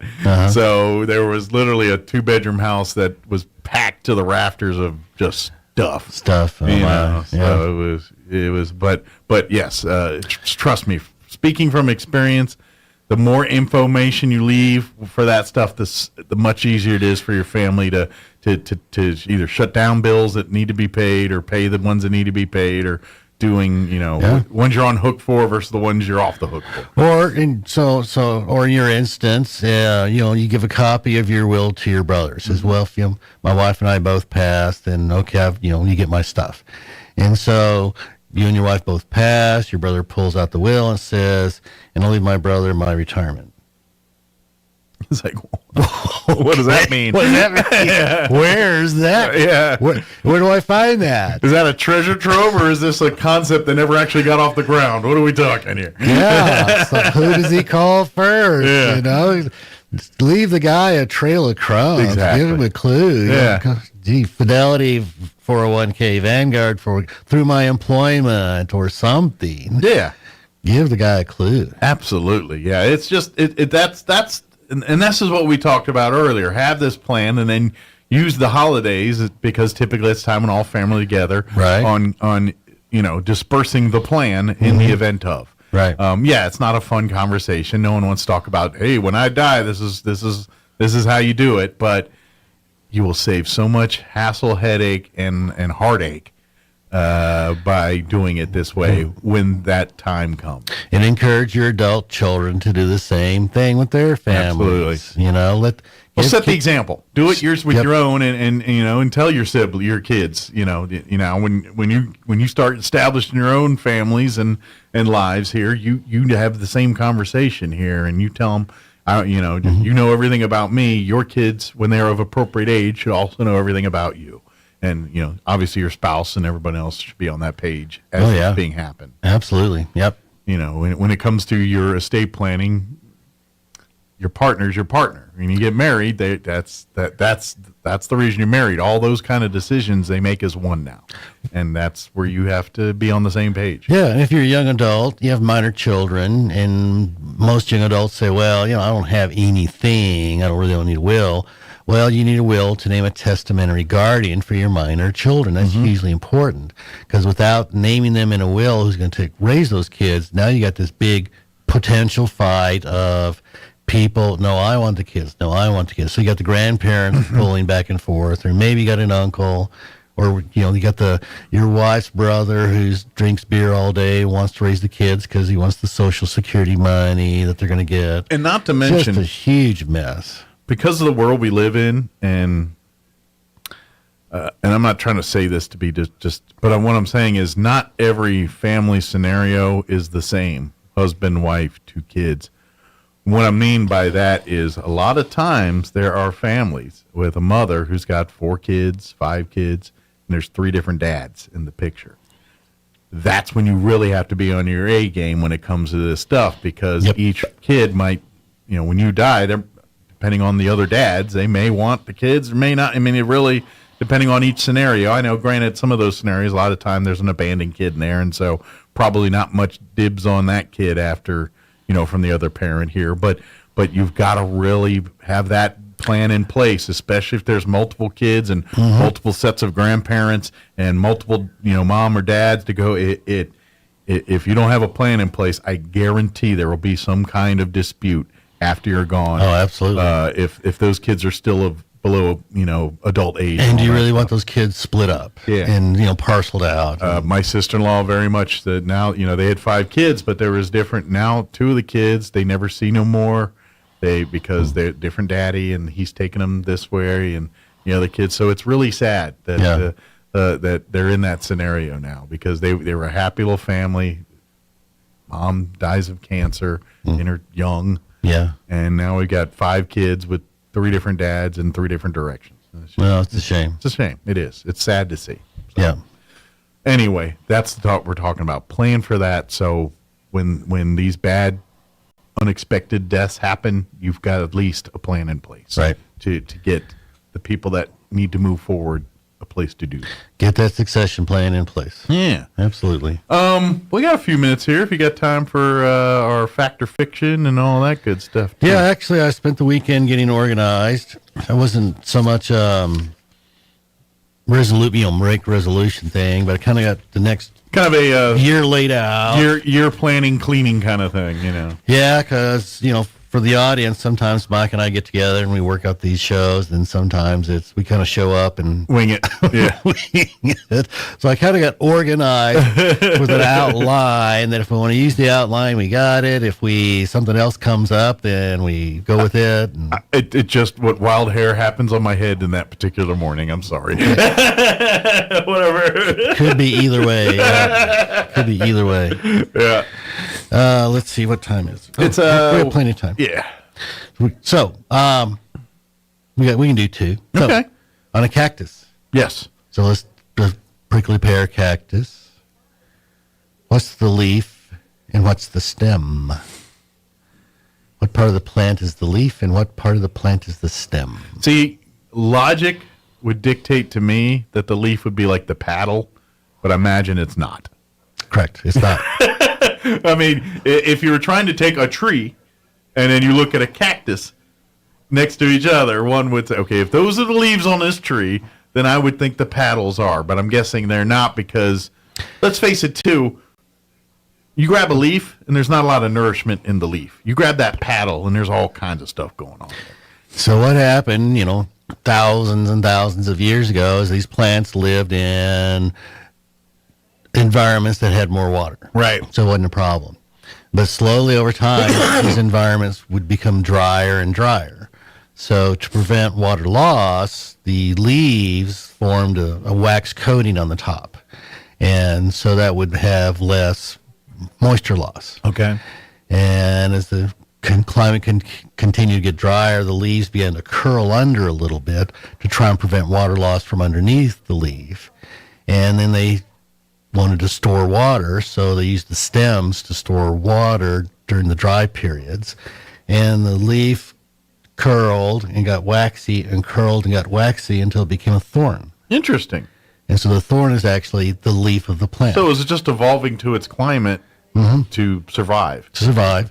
And so the big green paddle is actually the stem. That's where all the water is stored. Interesting. Isn't that interesting? So it smart plant. Now you kind of wonder, like, over the years, how those plants have evolved from, if you look at the early evolution of a cactus, would it look like a tree like this? You know what I mean? That's kind of interesting. It'd be a shrub, some kind of shrub, yeah. And I imagine these different cactus, depending on the climate they're in, started forming where you see certain you kind of see like the cartoon style cactus like in Arizona. Mhm. Like when you think of Wile E. Coyote and you see the cactus. Saguaro, yeah. Yeah, you know, those are what most people think of a cactus or a cacti. But here in New Mexico, we have less of those kinds of cactus and different other kinds of cactus, and your yucca plants and all, which are probably kissing cousins of all these cactus in some way, shape, We or have the form. barrel cactus, the prickly pear cactus. Yeah. Yeah. We had prickly pear as a Boy Scout. You ever eat that as a Boy Scout? I had it not as a Boy Scout. I had it my last time I went on vacation to the Grand Canyon. I went and found a bunch of prickly pear products, candy, jellies, and because that's a big thing in Arizona. That's, you know, we got green chili here. They had prickly pear there at Grand Canyon, and so I, for the first time, had prickly pear through that. It was quite good.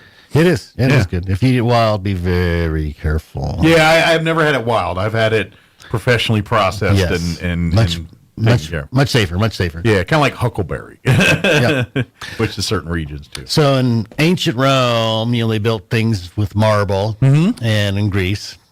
And so if you went marble shopping for the household, if there were imperfections in the marble, that the seller would use wax, and he'd kind of wax over, you know, like you'd wax your car, he'd wax the marble, and he'd hide imperfections that way.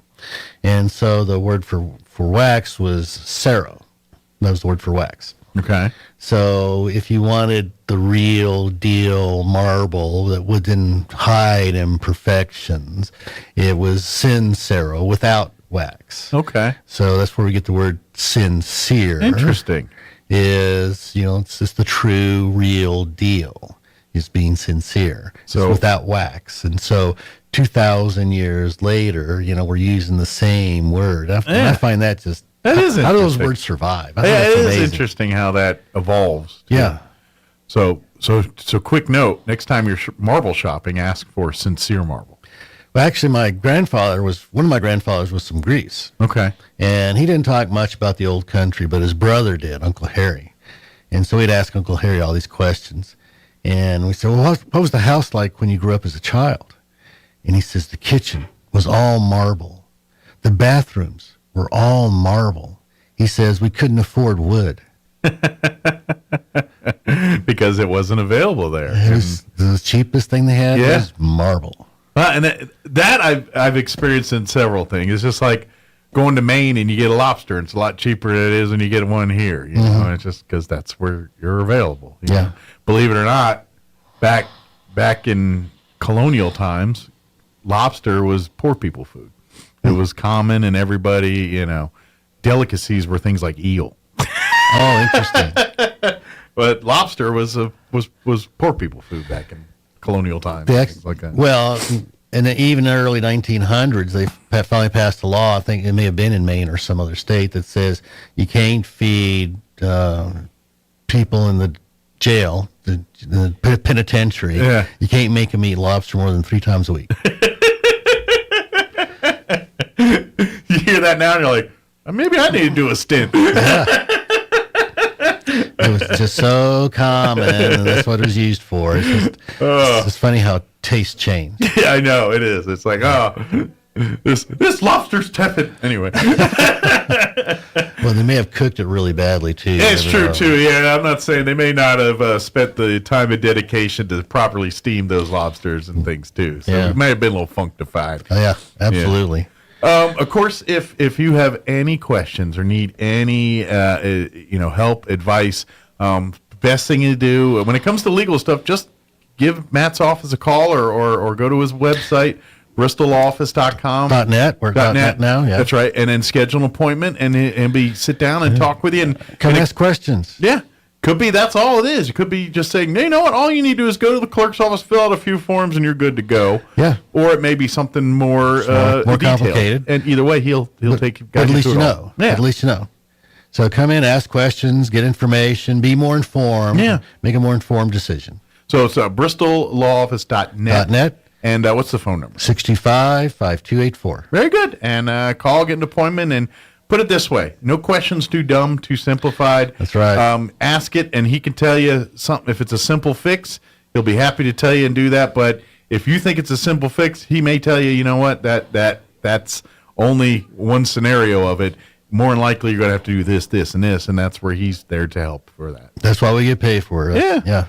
So we'll see you next month, the second Monday of the month. Yes. February, whatever date that is. Yeah, it'll be right first part of February, and we'll go from there. But in the meantime, please, if you guys have any questions, bristoloffice.net. Anything family law, financial, that kind of stuff, he'll be happy to help you take. Be glad to. Absolutely. Look forward to it. Well, thank you, sir. As Thank you, always, Mike. Appreciate the conversation. Enjoyed it. We'll see you here in about a month. All righty. All right. It is 7.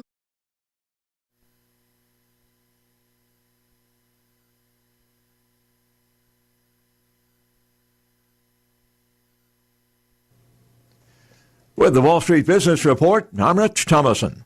Wall Street opened higher this morning as markets try to extend what's been a strong start to the year after a mostly dismal 2022. U.S. markets have been boosted so far this year by hopes that cooling inflation and a slowing economy may convince the Fed to ease off its interest rate hikes. Since early last year, the central bank has been raising rates at a furious pace, hoping to bring inflation under control. The federal government is on track to hit its $31.4 trillion borrowing limit as soon as this month. Once that happens, the Treasury Department will be unable to take on any new debt without congressional action. A South Korean solar panel maker will invest more than $2.5 billion in 2 Georgia factories, one in Cartersville, the other in Dalton, hiring at least 2,500 more people. For the Wall Street Business Report, I'm Rich Thomason. It's time for the Chavez County Sports Report.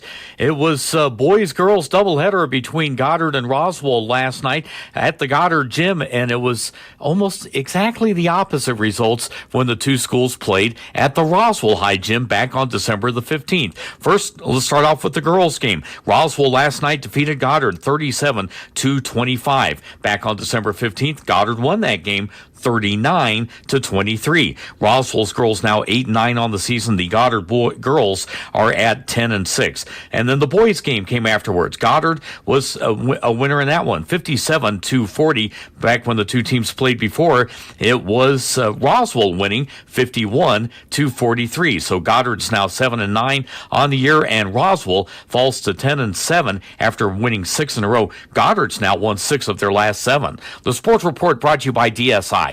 Call DSI for all your office technology needs. I'm Eric Butler at Roswell's Talk FM 106.5. Here to help you breathe easy. That's what you can expect from Artesia General Hospital's cardiopulmonary and respiratory therapy team, both literally and figuratively. From innovative treatments for lung cancer and COVID-19 to management for everyday breathing problems like asthma and bronchitis, our care for acute and chronic conditions is unmatched in Southeast New Mexico, and the compassion of our caregivers offers peace of mind with each visit. Get the help you need for chronic respiratory conditions. Call 575-748-3333 or visit artesiageneral.com/respiratory. Edge Safety and Services LLC in Artesia, New Mexico has an immediate opening for a safety technician. Position requires a clean driving record and must be able to pass a drug and alcohol screen.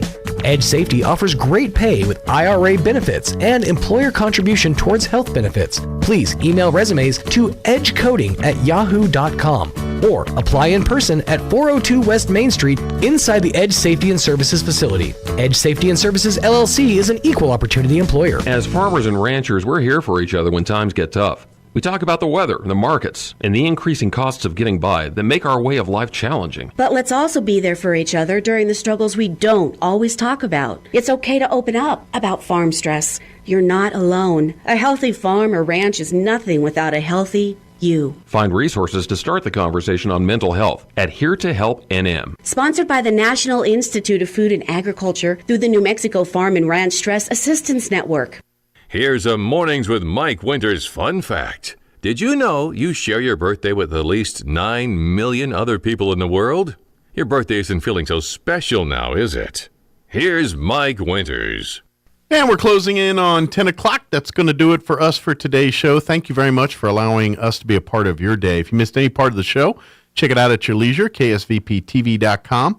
In the 7 o'clock hour, we had Joan Bouyer with the Chavez County Federated Republican Women talking about their next meeting next Wednesday. We had the folks in the Roswell Community Little Theater talking about their next show, For Old Broads, with their all-inclusive immersion dinner this Saturday night.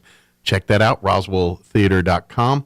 And then in the 8 o'clock hour, we had Superintendent Brian Luck join us from the RSD, talking about yesterday's school board meeting, and, of course, our replay of Matt Bristol just a few minutes ago. All there, ksvptv.com. You're listening to 106.5 Roswell's Talk FM, KEND, Roswell, New Mexico. Take care, everybody.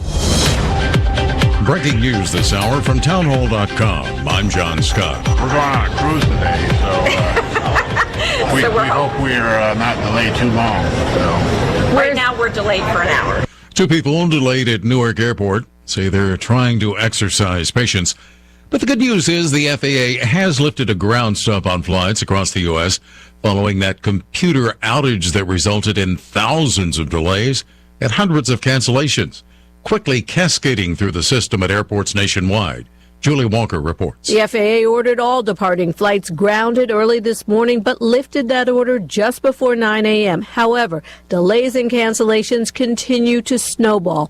More than 4,300 flights were delayed and more than 780 canceled. While the White House initially said that there is no evidence of a cyber attack, President Biden said